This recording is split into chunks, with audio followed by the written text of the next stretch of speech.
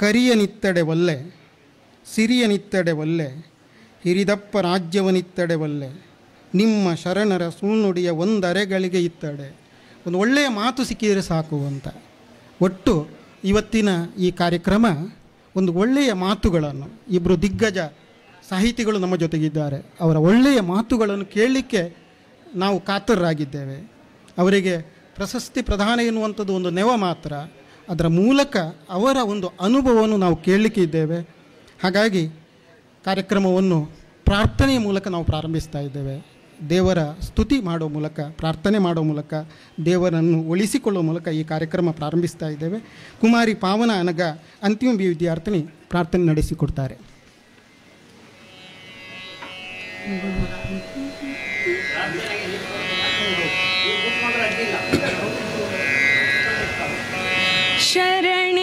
ಶರಣೆಂಬೆವಾಣಿ ಪೊರೆಗೆ ಕಲ್ಯಾಣಿ, ಶರಣೆಂಬೆವಾಣಿ ಪೊರೆಗೆ ಕಲ್ಯಾಣಿ, ಶರಣೆಂಬೆವಾಣಿ ವಾಗಾಭಿಮಾನಿ ವರಬ್ರಹ್ಮಾಣಿ, ವಾಗಾಭಿಮಾನಿ ವರಬ್ರಹ್ಮಾಣಿ, ಸುಂದರವೇಣಿ ಸುಚರಿತ್ರಾಣಿ, ವಾಗಾಭಿಮಾನಿ ವರಬ್ರಹ್ಮಾಣಿ, ಸುಂದರವೇಣಿ ಸುಚರಿತ್ರಾಣಿ, ಶರಣೆಂಬೆವಾಣಿ ಪೊರೆಗೆ ಕಲ್ಯಾಣಿ, ಶರಣೆಂಬೆವಾಣಿ. ಜಗದೊಳು ನಿಮ್ಮ ಪೊಗಳುವೆ ನಮ್ಮ, ಜಗದೊಳು ನಿಮ್ಮ ಪೊಗಳುವೆ ನಮ್ಮ. ಈ ವರ್ಷ ಶಂಕರ ಸಾಹಿತ್ಯ ಪ್ರಶಸ್ತಿಗೆ ಭಾಜನರಾದವರು ಡಾಕ್ಟರ್ ಡಿ ಸದಾಶಿವ ಭಟ್ ಪಳ್ಳು. 9 ವಿವಿಧ ಭಾಷೆಯಲ್ಲಿ ಸಂವಹನವನ್ನು ಮಾಡಬಲ್ಲ, ಅಷ್ಟೂ ಭಾಷೆಗಳಲ್ಲಿ ಛಂದೋಬದ್ಧ ಬರಹಗಳನ್ನು ಬರೆಯಬಲ್ಲ ಮತ್ತು ಬರೆದಿರುವ ವಿದ್ವಾಂಸರು ಡಾಕ್ಟರ್ ಡಿ ಸದಾಶಿವ ಭಟ್ ಬಳ್ಳು.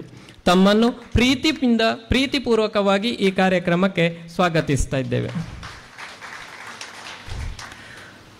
2 ಜನ ಹಿರಿಯ ವಿದ್ವಾಂಸರ ಬಗ್ಗೆ ಅಭಿನಂದನಾ ಭಾಷಣಗಳನ್ನು ಮಾಡಲಿರುವಂತಹ ವಿದ್ವಾಂಸರು ಸರ್ಕಾರಿ ಪ್ರಥಮ ದರ್ಜೆ ಕಾಲೇಜಿನ ಪ್ರಾಂಶುಪಾಲರಾಗಿರುವಂತಹ ಡಾಕ್ಟರ್ ವರದರಾಜ ಚಂದ್ರಗಿರಿಯವರು. ತಮ್ಮನ್ನು ಪ್ರೀತಿಪೂರ್ವಕವಾಗಿ ಕಾರ್ಯಕ್ರಮಕ್ಕೆ ಸ್ವಾಗತಿಸುತ್ತಿದ್ದೇನೆ.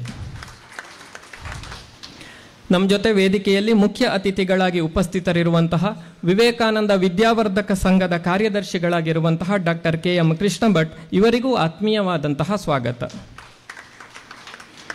ವೇದಿಕೆಯಲ್ಲಿ ಉಪಸ್ಥಿತರಿರುವಂತಹ ಕಾಲೇಜು ಆಡಳಿತ ಮಂಡಳಿಯ ಅಧ್ಯಕ್ಷರಾಗಿರುವಂತಹ ಡಾಕ್ಟರ್ ಶ್ರೀಪತಿ ಕಲ್ಲುರಾಯ ಇವರಿಗೂ ಆತ್ಮೀಯವಾದಂತಹ ಸ್ವಾಗತ. ಅದೇ ರೀತಿ ಕಾಲೇಜು ಆಡಳಿತ ಮಂಡಳಿಯ ಸಂಚಾಲಕರಾಗಿರುವಂತಹ ಶ್ರೀಯುತ ಮುರಳೀಕೃಷ್ಣ ಕೆ.ಎನ್. ಇವರು ಉಪಸ್ಥಿತರಿದ್ದಾರೆ. ಇವರನ್ನು ಪ್ರೀತಿಪೂರ್ವಕವಾಗಿ ಬರಮಾಡಿಕೊಳ್ತಾ ಇದ್ದೇನೆ.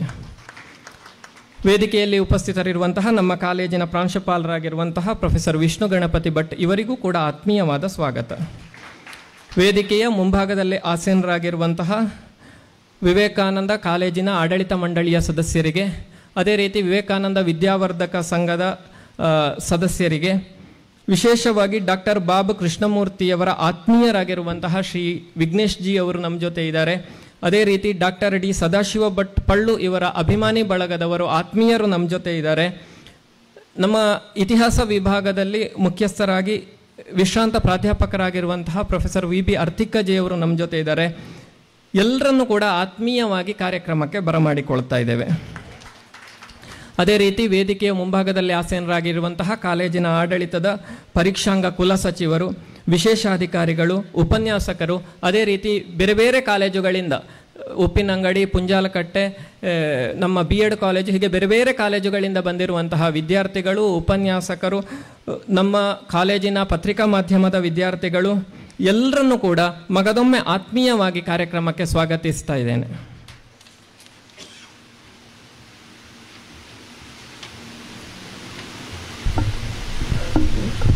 ಕಾರ್ಯಕ್ರಮದ ಮುಂದಿನ ಭಾಗ ಮಾತಿನ ಸ್ವಾಗತದ ನಂತರ ಇವತ್ತಿನ ಅಭಿನಂದನಾ ಮಾತುಗಳನ್ನು ಹೇಳುವಂತಹ ಡಾಕ್ಟರ್ ವರದರಾಜ್ ಚಂದ್ರಗಿರಿ ಅವರಿಗೆ ಡಾಕ್ಟರ್ ಕಲ್ಲಡ್ಕ ಪ್ರಭಾಕರ್ ಭಟ್ ಅವರು ಶಾಲು ಹಾಕಿ ಪುಸ್ತಕ ನೀಡಿ ಸ್ವಾಗತಿಸಬೇಕು ಅಂತ ಕೇಳಿಕೊಳ್ತಾ ಇದ್ದೇನೆ.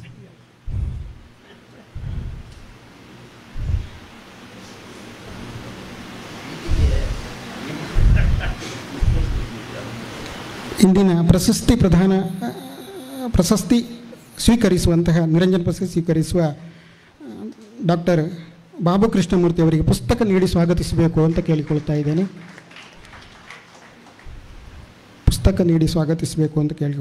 ಮತ್ತು ಡಾಕ್ಟರ್ ಡಿ ಸದಾಶಿವ ಭಟ್ ಪಲ್ಲು ಅವರಿಗೂ ಪುಸ್ತಕ ನೀಡಿ ಸ್ವಾಗತಿಸಬೇಕು ಅಂತ ಕೇಳಿಕೊಳ್ತಾ ಇದ್ದೇನೆ.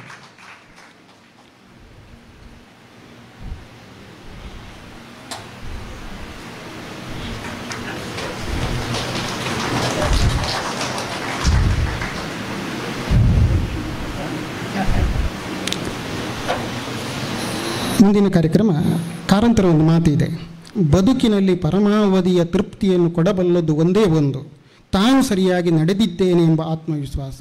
ಹಾಗಾಗಿ ನಮ್ಮ ಇಷ್ಟು ಸಮಯದ ಪ್ರಶಸ್ತಿ ಪ್ರದಾನದ ಸಮಾರಂಭ ಮತ್ತು ಪ್ರಶಸ್ತಿ ಆಯ್ಕೆ ಸರಿಯಾದ ದಿಕ್ಕಿನಲ್ಲಿ ನಡೆದಿದ್ದೇವೆ ಎನ್ನುವ ಆತ್ಮವಿಶ್ವಾಸ ಇದೆ. ಆ ದೃಷ್ಟಿಯಿಂದ ಇವತ್ತು ಪ್ರಶಸ್ತಿ ಭಾಜನರಾಗಿರುವಂತಹ ಡಾಕ್ಟರ್ ಬಾಬು ಕೃಷ್ಣಮೂರ್ತಿ ಮತ್ತು ಡಾಕ್ಟರ್ ಡಿ ಸದಾಶಿವ ಭಟ್ ಪಲ್ಲು ಇವರಿಗೆ ಅಭಿನಂದನಾ ಮಾತುಗಳನ್ನು ಆಡಬೇಕು ಅಂತ ಹೇಳಿ ಬೆಟ್ಟಂಪಾಡಿಯ ಸರ್ಕಾರಿ ಪ್ರಥಮ ದರ್ಜೆ ಕಾಲೇಜಿನ ಪ್ರಾಚಾರ್ಯರಾಗಿರುವ ಡಾಕ್ಟರ್ ವರದರಾಜ ಚಂದ್ರಗಿರಿ ಅವರಲ್ಲಿ ಕೇಳಿಕೊಳ್ತಾ ಇದ್ದೇನೆ. ಶುದ್ಧಮೂಲ ಶಂಕರನಾರಾಯಣ ಭಟ್ರ ಪ್ರಾಯೋಜಕತ್ವದಲ್ಲಿರುವ ಶಂಕರರ ಹೆಸರಿನಲ್ಲೂ ಇರುವ 2 ಪ್ರಶಸ್ತಿಗಳನ್ನು ಅತ್ಯಂತ ಅರ್ಹರಾದ 2 ಸಾಧಕರಿಗೆ ಪ್ರದಾನ ಮಾಡುವ ಈ ಸಂದರ್ಭದಲ್ಲಿ ಅವರನ್ನು ಅಭಿನಂದಿಸಿ ಸಭೆಗೆ ಪರಿಚಯಿಸುವ ಒಂದು ಅವಕಾಶ ನನಗೆ ಲಭ್ಯದಕ್ಕೆ ನಾನು ತುಂಬ ಸಂತೋಷ ಪಡ್ತೇನೆ. ಯಾಕೆ ಸಂತೋಷ ಪಡ್ತೇನೆ ಅಂತಂದರೆ, ಈ ಹಿರಿಯರಿಬ್ಬರು ನನ್ನ ಬದುಕಿನಲ್ಲಿ ಬೇರೆ ಬೇರೆ ಕಾಲಕ್ಕೆ ಪ್ರವೇಶ ಪಡೆದು ನನಗೆ ಸ್ಫೂರ್ತಿ ಕೊಟ್ಟವರು. 40 ವರ್ಷಗಳ ಹಿಂದೆ ನಾನು PUC ವಿದ್ಯಾಭ್ಯಾಸ ಮುಗಿಸಿ ಪದವಿ ಶಿಕ್ಷಣಕ್ಕೆ ಸೇರ್ಪಡೆಯಾದ ಆರಂಭದಲ್ಲಿ ಯಾವುದೋ ಒಂದು ಪ್ರಬಂಧ ಸ್ಪರ್ಧೆನೋ ಭಾಷಣ ಸ್ಪರ್ಧೆಯಲ್ಲೋ ಭಾಗವಹಿಸಿದ್ದಕ್ಕೆ ನನಗೆ ಒಂದು ಪುಸ್ತಕ ಬಹುಮಾನ ಬಂದಿತ್ತು. ಅದು ಅಜೇಯ. ಚಂದ್ರಶೇಖರ್ ಆಜಾದರ ಮುಖಪುಟ ಇರುವಂಥ ಪುಸ್ತಕವನ್ನು ಓದಿದ್ದು ಮಾತ್ರ ಅಲ್ಲ, ಅದರಿಂದ ಪ್ರಭಾವಿತನಾಗಿ ಕಾಲೇಜಿಗೆ ಹೋಗುವಾಗೆಲ್ಲ ಉಳಿದೆಲ್ಲ ಪುಸ್ತಕಗಳಿಗೆ ಬೈಂಡ್ ಹಾಕೋದು, ಆ ಪುಸ್ತಕಕ್ಕೆ ಮಾತ್ರ ಬೈಂಡ್ ಹಾಕಲಿಕ್ಕಿಲ್ಲ, ಯಾಕೆಂದರೆ ಆ ಪುಸ್ತಕ ಇದೆ ಅಂತ ತೋರಿಸ್ಬೇಕಲ್ಲ. ಅಂದು ಪರಿಚಯ ಆದ ಬಾಬು ಕೃಷ್ಣಮೂರ್ತಿ ಎಂಬ ವ್ಯಕ್ತಿ, ಅವರು ಆಮೇಲೆ ಮಾಡಿದಂಥ ಬೇರೆ ಬೇರೆ ಸಾಧನೆಗಳು, ಇದನ್ನೆಲ್ಲ ಒಬ್ಬ ಸಾಹಿತ್ಯ ಪ್ರೇಮಿಯಾಗಿ ನಾನು ಗಮನಿಸ್ತಾ ಬಂದಿದ್ದೇನೆ. ಅವರನ್ನು ನೋಡಿದ್ದು ಇವತ್ತೇ, ಮಾತನಾಡಿದ್ದು ಇವತ್ತೇ. ಮುರಳಿಯವರು ಮೊನ್ನೆನೇ ಫೋನ್ ನಂಬರ್ ಕೊಟ್ಟು ನೀವೊಮ್ಮೆ ಮಾತಾಡಿ ಅಂತಂದರು. ಇಲ್ಲ, ನಾನು ಮಾತಾಡೋದಿಲ್ಲ, ನಾನು ಗ್ರಹಿಸಿದ ಬಾಬು ಕೃಷ್ಣಮೂರ್ತಿ ಹೇಗಿದ್ದಾರೋ ಹಾಗೆ ಅವರ ಎದುರುಗಡೆ ನಾನು ನಮಸ್ಕಾರ ಹೇಳಿ ಮಾತನಾಡ್ತೇನೆ ಅಂತ ಹೇಳಿ ಬಂದಿದ್ದೇನೆ. ತುಂಬ ಸಂತೋಷ ಪಡ್ತಾ ಇದ್ದೇನೆ. ಎರಡನೇದು, ಸುಮಾರು 15 ವರ್ಷಗಳ ಹಿಂದೆ ನನಗೆ ಪರಿಚಯರಾದವರು ಡಾಕ್ಟರ್ ಸದಾಶಿವ ಭಟ್ ಅವರು. ಅದರ ನಂತರ ಅವರ ಬಗ್ಗೆ ಮಾತನಾಡ್ತಾ ಹೋದರೆ ನಾನು ಭಾವುಕನಾಗ್ತೇನೆ. ಅವರಿಗೆ 92 ವರ್ಷ ಆದಮೇಲೆ ಹೇಳ್ತೇನೆ ಅದರ ಬಗ್ಗೆ. ನಿರಂತರವಾಗಿ ಅವರೊಂದು ಬೆರಗು ನಮಗೆ. ನಮ್ಮಲ್ಲೂ ನಾವು ಇವತ್ತು ಕಳ್ಕೊಳ್ತಾ ಇರುವ ಒಂದು ಪಂಡಿತ ಪರಂಪರೆ, ಒಂದು ವಿದ್ವತ್ ಪರಂಪರೆ ಅಂತ ನಾವೇನು ಕರಿತೇವೆ, ಅದಕ್ಕೆ ಒಂದು ಮಾದರಿಯ ಹಾಗಿರುವವರು ಸದಾಶಿವ ಭಟ್ರು. ಅವರ ಬಗ್ಗೆ ನಾನು ಮತ್ತೆ ಮಾತನಾಡ್ತೇನೆ. ನನ್ನ ಮಾತುಗಳು ಬಹುತೇಕ ಎದುರುಗಡೆ ಇರುವ ವಿದ್ಯಾರ್ಥಿಗಳನ್ನು ಕುರಿತು ಇದೆ. ಈ ಹಿರಿಯರಿಬ್ಬರನ್ನು ನೋಡಿ ನಾವು ಹೇಗೆ ಪ್ರಚೋದಿತರಾಗಬೇಕು, ನಾವು ಹೇಗೆ ಸ್ಫೂರ್ತಿಗೊಳ್ಳಬೇಕು. ಬಾಬು ಕೃಷ್ಣಮೂರ್ತಿಯವರಿಗಾಗಲಿ ಸದಾಶಿವ ಭಟ್ರಿಗಾಗಲಿ ಈ ಇಳಿ ವಯಸ್ಸಿನಲ್ಲಿ ಪುತ್ತೂರಿನಲ್ಲಿ ಕೊಡುವ ಒಂದು ನಿರಂಜನ ಪ್ರಶಸ್ತಿಯೋ ಒಂದು ಶಂಕರ ಸಾಹಿತ್ಯ ಪ್ರಶಸ್ತಿಯೋ ಬಹಳ ದೊಡ್ಡದು ಅಂತ ಅನ್ನಿಸ್ಲಿಕ್ಕಿಲ್ಲ. ಈಗಾಗಲೇ ಅನೇಕ ಗೌರವಗಳವರಿಗೆ ಸಂದಿದೆ. ಆದರೆ ಅವರನ್ನು ಇಲ್ಲಿ ಕರೆಸಿ ಈ ವೇದಿಕೆಯಲ್ಲಿ ಅವರಿಗೆ ಗೌರವಿಸಿ ಪ್ರಚೋದನೆ ಪಡ್ಕೊಳ್ಬೇಕಾದ್ದು, ಸ್ಫೂರ್ತಿ ಪಡ್ಕೊಳ್ಬೇಕಾದ್ದು ನೀವು. ಅವರ ಸಾಧನೆಗಳನ್ನು ಈ ಹಿನ್ನೆಲೆಯಲ್ಲಿ ಕೆಲವು ವಿಷಯಗಳನ್ನು ಪ್ರಸ್ತಾಪ ಮಾಡಲಿಕ್ಕೆ ಬಯಸ್ತೇನೆ. ಸ್ನೇಹಿತರೆ, ನಮ್ಮ ಸ್ವಾತಂತ್ರ್ಯದ ಕಥೆಗಳನ್ನು ಹೇಳುವಾಗ ಸ್ವಾತಂತ್ರ್ಯ ಗಂಗೆಗೆ 1000 ತೊರೆಗಳು ಅಂತ ಮಾತನಾಡ್ತೇವೆ. ಅನೇಕ ವಾಹಿನಿಗಳು ಸೇರಿಕೊಂಡದ್ದು ಭಾರತ ಸ್ವಾತಂತ್ರ್ಯ ಸಂಗ್ರಾಮ ಎನ್ನುವುದು. ಎಷ್ಟೋ ಸಲ ಆ ವಾಹಿನಿಗಳೆಲ್ಲ ಬದಿಗೆ ಸರಿದು 2-3 ಮುಖ್ಯ ವಾಹಿನಿಗಳು ಅಂತೇನಿದೆ ಅವುಗಳು ಮಾತ್ರ ಪ್ರೊಜೆಕ್ಟ್ ಆಗ್ತವೆ. ಆದರೆ ಸದ್ದಿಲ್ಲದೆ ದುಡಿದಂತಹ ಹರಿದಂತಹ ವಾಹಿನಿಗಳು ನಮ್ಮ ದೇಶದಲ್ಲಿ ಸುಮಾರಿವೆ. ಅಂಥ ಒಂದು ವಾಹಿನಿಯನ್ನು ನಾವು ಕ್ರಾಂತಿ ವಾಹಿನಿ ಅಂತ ಕರೆದ್ರೆ, ಸಾಹಿತ್ಯ ವಲಯದಲ್ಲಿ ಕೂಡ ಒಂದು ಕ್ರಾಂತಿ ಸಾಹಿತ್ಯ ಎನ್ನುವುದು ಸದ್ದಿಲ್ಲದ ಕೆಲಸ ಮಾಡ್ತಾ ಇತ್ತು. ಕನ್ನಡದಲ್ಲೂ ಇದೆ. ಅಂಥ ಕ್ರಾಂತಿ ಸಾಹಿತ್ಯದ ಅತ್ಯಂತ ಪ್ರಮುಖವಾದಂಥ ಒಂದು ಕೃತಿ 1974ರಲ್ಲಿ ಪ್ರಕಟವಾಯಿತು. ಅದು ಚಂದ್ರಶೇಖರ್ ಆಜಾದರ ಅವರಿಡೀ ಬದುಕನ್ನು ಒಂದು ಕಾದಂಬರಿ ರೂಪದಲ್ಲಿ ಕಟ್ಟಿಕೊಡುವಂಥ ಒಂದು ಪ್ರಯತ್ನ. ಆ ಕೃತಿಯನ್ನು ರಚಿಸಿದವರು ಇವತ್ತು ನಮ್ಮ ಕಣ್ಣೆದುರುಗಡೆ ಇದ್ದಾರೆ, ಬಾಬು ಕೃಷ್ಣಮೂರ್ತಿಯವರು. ಗಮನಿಸಿ ವಿದ್ಯಾರ್ಥಿಗಳೇ, ಆ ಕೃತಿ ರಚನೆ ಮಾಡುವಾಗ ಬಾಬು ಕೃಷ್ಣಮೂರ್ತಿಯವರಿಗೆ ಕೇವಲ 30 ವರ್ಷ. ಈಗ ಕೃಷ್ಣಮೂರ್ತಿಯವರಿಗೆ 81 ವರ್ಷ. ಆ ಕಾದಂಬರಿಗೆ 50 ವರ್ಷ ಆಯಿತು. 30 ವರ್ಷದ ಕೃಷ್ಣಮೂರ್ತಿಯವರು ಆ ಕಾದಂಬರಿಯನ್ನು ಬರಿಬೇಕಿದ್ರೆ ಅದರ ಹಿಂದೆ ಒಂದು 5-6 ವರ್ಷ ಮಾಹಿತಿ ಸಂಗ್ರಹಕ್ಕೋಸ್ಕರ ದೇಶಾದ್ಯಂತ ತಿರುಗಾಡಿದ್ದಾರೆ. ಆ ಉತ್ಸಾಹ, ಇದರಿಂದ ನಾವು ಸ್ಫೂರ್ತಿ ಪಡ್ಕೊಳ್ಬೇಕಾದ್ದು ಸುಮಾರಿದೆ. ನಾನೊಂದು ಈ ಕೃತಿಗೆ ಸಂಬಂಧಪಟ್ಟಂತೆ, ಕೃತಿಯ ಒಳಗಡೆ ಹೆಚ್ಚಾಗಿ ಹೋಗುವುದಿಲ್ಲ, ನಿಮಗೆ ಸ್ಫೂರ್ತಿಯಾಗಲಿ ಅಂತ 2-3 ಸಂಗತಿಗಳನ್ನು ಉಲ್ಲೇಖ ಮಾಡ್ತೇನೆ.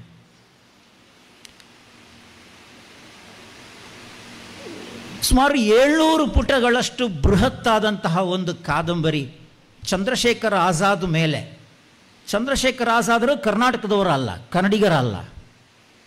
ಆದರೆ ಚಂದ್ರಶೇಖರ್ ಆಜಾದರ ಬಗ್ಗೆ ಅಧ್ಯಯನ ಮಾಡಿ ಬರೆದ ಒಂದು ಕಾದಂಬರಿ, 700 ಪುಟಗಳಷ್ಟು ದೀರ್ಘವಾದ ಕೃತಿ ಭಾರತದ ಯಾವ ಭಾಷೆಯಲ್ಲೂ ಬರಲಿಲ್ಲ ಅಂತಂದರೆ ಅದು ಕನ್ನಡದ ಹಿರಿಮೆ ಮತ್ತು ನಮ್ಮ ಅಭಿಮಾನ. ಇದು ಒಂದಾದರೆ, ಇದು ಪ್ರಕಟ ಆದದ್ದು 1974ರಲ್ಲಿ. 1975ರಿಂದ ಸುಮಾರು 2 ವರ್ಷಗಳ ಕಾಲ ತುರ್ತು ಪರಿಸ್ಥಿತಿ ಘೋಷಣೆ ಆಗಿದ್ದ ಕಾಲ. ಆ ಸಂದರ್ಭದಲ್ಲಿ ಜಯಪ್ರಕಾಶ್ ನಾರಾಯಣ ಮೂವ್ಮೆಂಟ್ ಮೂಲಕ ಅನೇಕ ಹೋರಾಟಗಳು ನಡೀತಾ ಇದ್ದ ಕಾಲಕ್ಕೆ ಆ ಹೋರಾಟದಲ್ಲಿ ಧುಮುಕಿದವರಿಗೆ ಸ್ಫೂರ್ತಿ ಕೊಡ್ತಾ ಇದ್ದಂತಹ ಒಂದು ಕೃತಿ ಅಜೇಯ. ಅನೇಕ ಕಥೆಗಳು ಅದಕ್ಕೆ ಸಂಬಂಧಪಟ್ಟ ಹಾಗಿದೆ. ಇನ್ನೂ ಒಂದು ತಮಾಷೆ, ಆ ಕೃತಿಯನ್ನು ಜನ ಹೇಗೆ ಸ್ವೀಕರಿಸಿದ್ರು ಎನ್ನುವುದಕ್ಕೆ ಚಂದದ ಒಂದು ಉದಾಹರಣೆ ಕೊಡ್ತೇನೆ. ಬಹುಶಃ ಬೆಂಗಳೂರಿನಲ್ಲಿ ಒಂದು ಮನೆಯಲ್ಲಿ ಅಜೇಯವನ್ನು ಓದಿ ಜಾಗೃತಿಯಲ್ಲಿ ಸಂಗ್ರಹಿಸಿ ಇಟ್ಟಿದ್ದಾರೆ. ಆ ಮನೆಗೆ ಒಬ್ಬ ಓದಿನಲ್ಲಿ ಆಸಕ್ತಿ ಇರುವಂಥ ಒಂದು ಹುಡುಗ ಬರ್ತಾನೆ. ಬಂದು ಅಲ್ಲಿ ಅಜೇಯ ಇರುವುದನ್ನು ನೋಡಿ ಪ್ರೀತಿಯಿಂದ ಕೈಗೆತ್ತಿಕೊಂಡು ಕೆಲವು ಪುಟಗಳನ್ನು ಓದ್ತಾನೆ. ಆಮೇಲೆ ಮನೆಯವರ ಹತ್ರ ಒಂದು ರಿಕ್ವೆಸ್ಟ್ ಮಾಡ್ತಾನೆ, ಮಾಮ ಈ ಪುಸ್ತಕವನ್ನು ನಾನು ಓದಿಕೊಡ್ಲ, ತಗೊಂಡೋಗ್ಲ ಮನೆಗೆ ಅಂತ. ಆಗ ಮನೆಯವರೇನು ಹೇಳಿದ್ರು ಗೊತ್ತಾ? ಇಲ್ಲ, ಈ ಪುಸ್ತಕವನ್ನು ಈ ಮನೆಯಿಂದ ಹೊರಗೆ ಹೋಗಲಿಕ್ಕೆ ನಾವು ಅನುಮತಿ ಕೊಡೋದಿಲ್ಲ. ನಿನಗೊಂದು ಕೆಲಸ ಮಾಡು, ನೀನು ಪ್ರತಿದಿನ ಇಲ್ಲಿಗೆ ಬಾ, ಒಂದು 50 ಪುಟ ಓದ್ತಾ ಇರು. ಇಲ್ಲಿ ಕೂತು ಓದಿ ಆದಮೇಲೆ ನೀನು ವಾಪಸ್ಸು ನಾಳೆ ಪುನಃ ಬಾ, ನಾಡಿದ್ದು ಬಾ.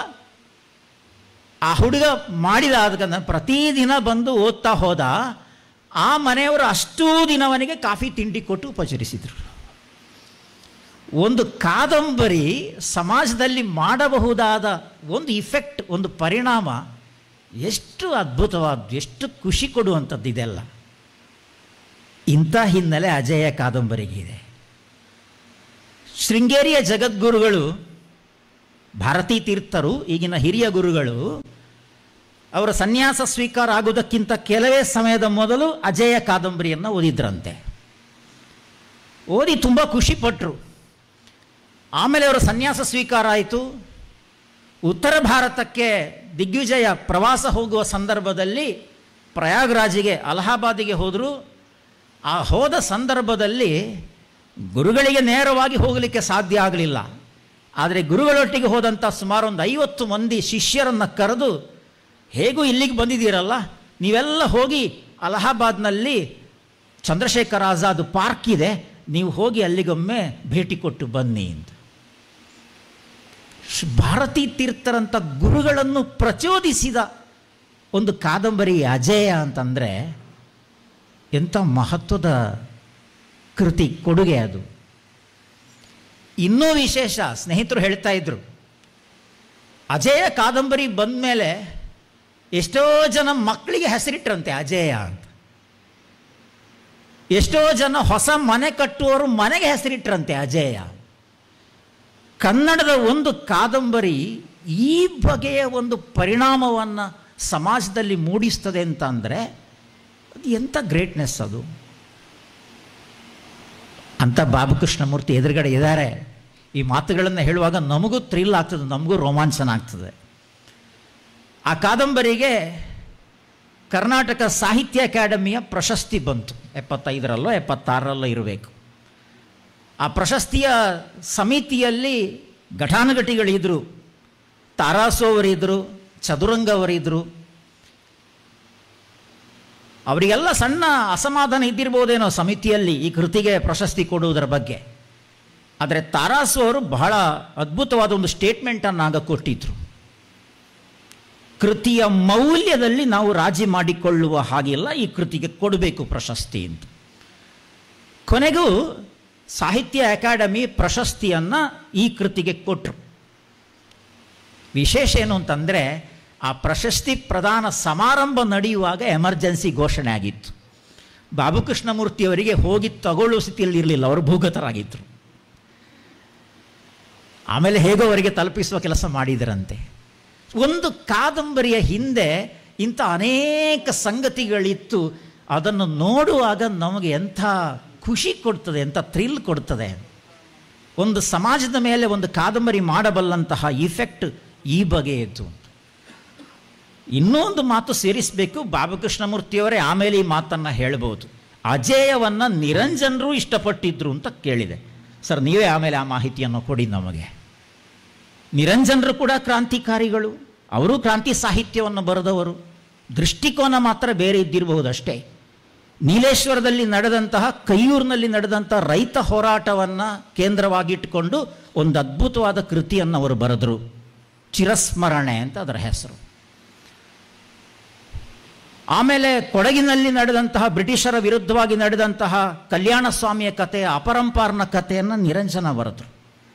ಕ್ರಿಸ್ತ ಪೂರ್ವದಲ್ಲಿ ಈಜಿಪ್ಟ್ನಲ್ಲಿ ನಡೆದಂತಹ ಸಾಮ್ರಾಜ್ಯಶಾಹಿಗಳ ವಿರುದ್ಧ, ಜಮೀನ್ದಾರರ ವಿರುದ್ಧ ನಡೆದಂಥ ಹೋರಾಟದ ಮೃತ್ಯುಂಜಯವನ್ನು ಬರೆದರು. ಈ ಎಲ್ಲ ಕಾದಂಬರಿಗಳ ಹಿಂದೆ ಒಂದು ಕ್ರಾಂತಿಯ ಗುಣ ಇತ್ತು. ಅಂಥದ್ದೇ ಒಂದು ಕ್ರಾಂತಿಯ ಒಂದು ಕಿಡಿಯನ್ನು ಇಟ್ಟುಕೊಂಡೇ ನಮ್ಮ ಬಾಬುಕೃಷ್ಣಮೂರ್ತಿಯವರು ಬರೆದರು. ನಿರಂಜನರ ದೃಷ್ಟಿಕೋನ ಬೇರೆ ಇದ್ದಿರಬಹುದು, ಬಾಬುಕೃಷ್ಣಮೂರ್ತಿಯವರ ದೃಷ್ಟಿಕೋನ ಬೇರೆ ಇದ್ದಿರಬಹುದು. ಅದರ ಮೂಲ ಸ್ರೋತ ನಮ್ಮಲ್ಲಿರುವಂಥ ಕ್ರಾಂತಿಯ ಕಿಡಿಗಳನ್ನು ಹಿಡಿಯುವುದೇ ಆಗಿತ್ತು. ನಮಗೆಲ್ಲ ಗೊತ್ತಿದೆ, ಒಬ್ಬ ನಿಸ್ವಾರ್ಥ ದೇಶ ಪ್ರೇಮಿಯ ಕಥೆ ಅಜೇಯ. ಚಂದ್ರಶೇಖರ ಮೇ ಆಜಾದ್ ಹೂಂ ಅಂತ ಹೇಳುವಂಥ ಒಂದು ಸ್ಲೋಗನ್ ಅನೇಕರಿಗೆ ಸ್ಫೂರ್ತಿ ಕೊಟ್ಟ ಸಂಗತಿ. ಬ್ರಿಟಿಷರ ಆಡಳಿತದ ವಿರುದ್ಧ ಹೀಗೂ ಹೋರಾಡಬಹುದು ಎನ್ನುವಂತಹ ಒಂದು ದಾರಿಯನ್ನು ತೋರಿಸ್ಕೊಟ್ಟ ಕೃತಿ. ಆಜಾದ್ ಹೀ ರಹೂಂಗಾ ಮೇ ಆಜಾದ್ ಮೇ ಮರೂಂಗಾ ಅಂತ ಹೇಳುವಂಥವರ ಸ್ಲೋಗನ್ ಆ ಕಾಲಕ್ಕೆ ಬಹಳ ಶ್ರೇಷ್ಠವಾಗಿತ್ತು. ಹಾಗಾಗಿ ಬ್ರಿಟಿಷರಿಗೆ ಸರೆಂಡರ್ ಆಗದೆ ಬೇರೆ ಉಪಾಯ ಇಲ್ಲ ಅಂತಂದಾಗ ಆತ್ಮಾಹುತಿಯನ್ನಾದರೂ ಮಾಡ್ತೇನೆ, ಬ್ರಿಟಿಷರಿಗೆ ಸರೆಂಡರ್ ಆಗುವುದಿಲ್ಲ ಅಂತ ಹೇಳುವ ಕಿಚ್ಚಿನಿಂದ ಹೋರಾಡಿದಂಥ ಒಬ್ಬ ವ್ಯಕ್ತಿ. ಭಾರತೀಯರು ಯಾವ ಕಾಲಕ್ಕೂ ಅವರನ್ನು ನೆನಪಿಟ್ಕೊಳ್ಬೇಕು. ಅಂತಹ ಒಂದು ಕೃತಿಯನ್ನು ಕನ್ನಡದಲ್ಲಿ ಸಮಗ್ರವಾಗಿ ಕಟ್ಟಿಕೊಡುವ ಕೆಲಸವನ್ನು ಬಾಬು ಕೃಷ್ಣಮೂರ್ತಿಯವರು ಮಾಡಿದರು. ಆ ಕಾದಂಬರಿಗೆ 50 ವರ್ಷ ಆಯಿತು. 1974ರಲ್ಲಿ ಆ ಕಾದಂಬರಿ ಬಂದದ್ದು. ಈಗ 2024ಕ್ಕೆ 50 ಆಯಿತು. ಕಳೆದ ವರ್ಷ ಆ ಕಾದಂಬರಿಯ ಬಗ್ಗೆ ಅದರ ಸುವರ್ಣ ಸಂಭ್ರಮವನ್ನು ಆಚರಿಸಿದ್ದನ್ನು ಎಲ್ಲ ಓದಿದ್ದೆ.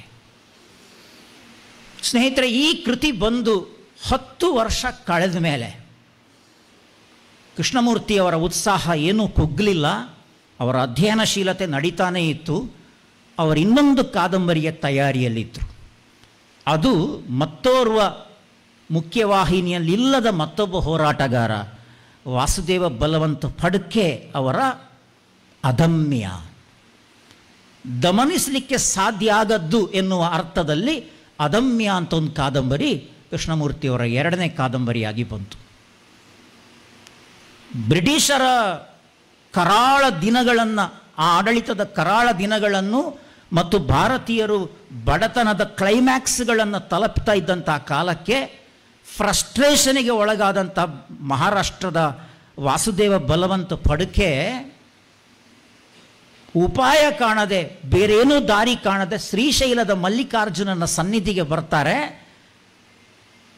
ನನಗೇನೂ ಮಾಡಲಿಕ್ಕೆ ಸಾಧ್ಯ ಆಗುವುದಿಲ್ವಲ್ಲ ಎನ್ನುವ ಕೊರಗಿನಿಂದ ನಾನು ಬದುಕುವುದಿಲ್ಲ ಅಂತ ಆತ್ಮಹತ್ಯೆಗೆ ಅಂತ ಹೊರಟ ಕಾಲಕ್ಕೆ ಆ ಶ್ರೀಶೈಲ ಮಲ್ಲಿಕಾರ್ಜುನ ದೇವಸ್ಥಾನದ ಅರ್ಚಕರೊಬ್ಬರು ಇದನ್ನು ನೋಡ್ತಾರೆ, ತಡೀತಾರೆ. ನೀನೀಗ ಹೇಡಿಯಾಗಿ ಆತ್ಮಹತ್ಯೆ ಮಾಡಿಕೊಂಡ್ರೆ ಯಾರಿಗೇನು ನಷ್ಟ, ಯಾರಿಗೇನು ಲಾಭ ಅಂತ ಅವರ ಮನಸ್ಸನ್ನು ಬದಲಿಸಿದ ನಂತರ ಫಡ್ಕೆ ಅಲ್ಲಿಂದ ಹೊರಗೆ ಬಂದು, ನನ್ನ ಮುಂದಿನ ಬದುಕು ಏನಿದ್ರೂ ಕೂಡ ಹೋರಾಟದ ಬದುಕು, ನಾನು ಸಾಯೋದಿದ್ದರೆ ಹೋರಾಡಿ ಸಾಯುವುದು ಎನ್ನುವಂತಹ ಧ್ಯೇಯವಾಕ್ಯವನ್ನು ಇಟ್ಕೊಂಡು ನಿರಂತರವಾಗಿ ಆ ಮುಖಪುಟ ಯಾರಾದರೂ ಅದಮ್ಯ ಕಾದಂಬರಿ ನೋಡಿದರೆ ಅದರಲ್ಲಿ ಫಡ್ಕೆ ಒಂದು ತಮ್ಮಟೆ ಬಾರಿಸುವ ಚಿತ್ರ ಇತ್ತು. ಆ ತಮ್ಮಟೆ ಬಾರಿಸುವ ಮೂಲಕ ಒಂದು ಜನಜಾಗೃತಿಯನ್ನು, ಬ್ರಿಟಿಷರ ವಿರುದ್ಧವಾದಂಥ ಒಂದು ಜನಜಾಗೃತಿಯನ್ನು ಮೂಡಿಸುವಂತಹ ಒಬ್ಬ ಕ್ರಾಂತಿಕಾರಿ. ಅದೇ ಫಡ್ಕೆಯನ್ನು ನೋಡಿ ಬಂಕಿಂಚಂದ್ರ ಚಟರ್ಜಿ ಅಂತವರು ಕೂಡ ಪ್ರಚೋದನೆಗೊಳಗಾಗಿದ್ದರು, ಸಾವರ್ಕರ್ ಪ್ರಚೋದನೆಗೊಳಗಾಗಿದ್ದರು ಅಂತ ಇತಿಹಾಸ ಹೇಳ್ತದೆ. ಅಂತಹ ಮುಖ್ಯವಾಹಿನಿಯಿಂದ ಎಷ್ಟೋ ದೂರ ಉಳಿದ ಫಡ್ಕೆಯನ್ನು ಕನ್ನಡಿಗರಿಗೆ ಪರಿಚಯ ಮಾಡಿಕೊಟ್ಟದ್ದು ಬಾಬು ಕೃಷ್ಣಮೂರ್ತಿಯವರು. ಇಷ್ಟೆಲ್ಲ ಆದಾಗ ನಾನು ಆಗ ವಿದ್ಯಾರ್ಥಿಯಾಗಿದ್ದ ಸಂದರ್ಭದಲ್ಲಿ, ನಾನು ಕಾಸರಗೋಡು ಕಡೆಯವನು. ಒಂದು ದಿವಸ ನಮಗೆಲ್ಲ ಒಂದು ಸುದ್ದಿ ಬಂತು. ಮಲಯಾಳಂನಲ್ಲಿ ಒಂದು ಪತ್ರಿಕೆ ಇದೆ, ಮಂಗಳಂ ಅಂತ ಅದರ ಹೆಸರು. MC ವರ್ಗೀಸ್ ಎನ್ನುವರು ಅದರ ಸಂಪಾದಕರು. ಮಲಯಾಳದಲ್ಲಿ ಕ್ರಾಂತಿ ಸೃಷ್ಟಿಸಿದ ಒಂದು ಪತ್ರಿಕೆ.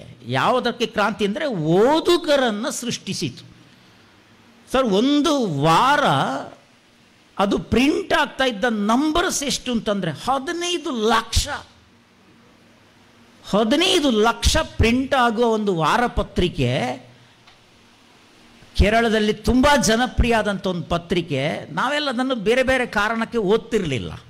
ಯಾಕೆಂದರೆ ಮಂಗಳ ಓದುವುದು ಅಂತಂದರೆ ಅದೊಂಥರ ತಾತ್ಸಾರ ಎನ್ನುವ ಹಾಗೆ ನಮ್ಮಲ್ಲೊಂದು ಭಾವನೆ ಇತ್ತು. ನೋ ನೆಗೆಟಿವ್ ಸರ್, ಉದ್ದೇಶಪೂರ್ವಕ ಹೇಳ್ತೇನೆ.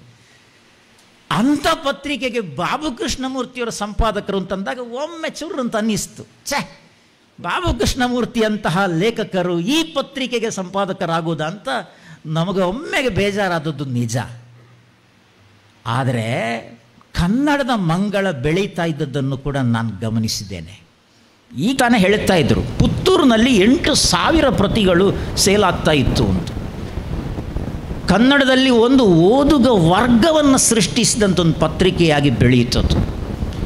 ಅನೇಕ ಕನ್ನಡಿಗರಿಗೆ ಕನ್ನಡ ಹೊಸ ಬರಹಗಾರರನ್ನು ಕೃಷ್ಣಮೂರ್ತಿಯವರು ಮಂಗಳದ ಮೂಲಕ ಪರಿಚಯಿಸಿದರು. 17 ವರ್ಷ ಅದರ ಸಂಪಾದಕರಾಗಿದ್ದರು.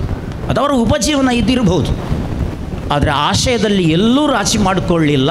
ಅದೇ ಪತ್ರಿಕೆಯಲ್ಲಿ ತನ್ನ ಹಿಂದಿನ ಕ್ರಾಂತಿಯ ಕಿಡಿಯನ್ನು ಹೊಸ ರೂಪದಲ್ಲಿ ಕೊಡಲಿಕ್ಕಾಗ್ತದೆ ಅಂತ ಪ್ರಯತ್ನ ಪಟ್ಟರು. ಹಾಗೆ ಹುಟ್ಟಿಕೊಂಡದ್ದು ರುಧಿರಾಭಿಷೇಕ ಎನ್ನುವಂತಹ ಒಂದು ಸೀರೀಸ್. ಕರ್ನಾಟಕದಲ್ಲಿ ನಾವು ಎಂದೂ ಕೇಳದ, ನಮ್ಮ ಇಡೀ ಭಾರತದಲ್ಲಿ ಕ್ರಾಂತಿ ಮೊಳಗಿದಂತಹ ಒಂದು ಪ್ರಮುಖ ಜಾಗ ಅಂದರೆ ಬಂಗಾಳ. ವಿವೇಕಾನಂದರು ಹುಟ್ಟಿದ್ದಲ್ಲಿ ವಿವೇಕಾನಂದರು ಕ್ರಾಂತಿಕಾರಿಗಳೇ ಮೂಲತಃ. ಅರವಿಂದೋ ಹುಟ್ಟಿದ್ದಲ್ಲಿ ಅವರಿಂದೆಲ್ಲ ಪ್ರಚೋದನೆ ಪಡೆದಂತಹ ಒಂದು ಹೊಸ ಯುವಕರ ತಂಡ ಸ್ವಾತಂತ್ರ್ಯ ಹೋರಾಟದ ಕೆಲಸವನ್ನು ಆ ಭಾಗದಲ್ಲಿ ಮಾಡ್ತಾ ಇತ್ತು. ಬಾಗ ಜಿತೇಂದ್ರನಾಥ ಮುಖ್ಯೋಪಾಧ್ಯಾಯನಂತಹ ಒಬ್ಬ ಯುವ ಕ್ರಾಂತಿಕಾರಿ ತನ್ನ ಸಂಗಡಿಗರನ್ನು ಸೇರಿಸಿಕೊಂಡು ಮಾಡಿದಂಥ ಕೆಲಸ ಎಷ್ಟೋ ವೇಳೆ ನಮ್ಗೆ ಯಾರಿಗೂ ಗೊತ್ತೇ ಇಲ್ಲ. ಅಂಥದ್ದನ್ನು ದಾಖಲೆ ಸಹಿತವಾಗಿ ಆ ಪತ್ರಿಕೆಯಲ್ಲಿ ಕೊಡ್ತಾ ಬಂದು ತುಂಬ ಜನಪ್ರಿಯವಾದಂಥ ಒಂದು ಧಾರಾವಾಹಿಯಾಗಿ ಮಂಗಳದಲ್ಲಿ ಅದು ಬಂತು. ರುಧಿರಾಭಿಷೇಕ ಹಾಗೆ ಹರಿತು.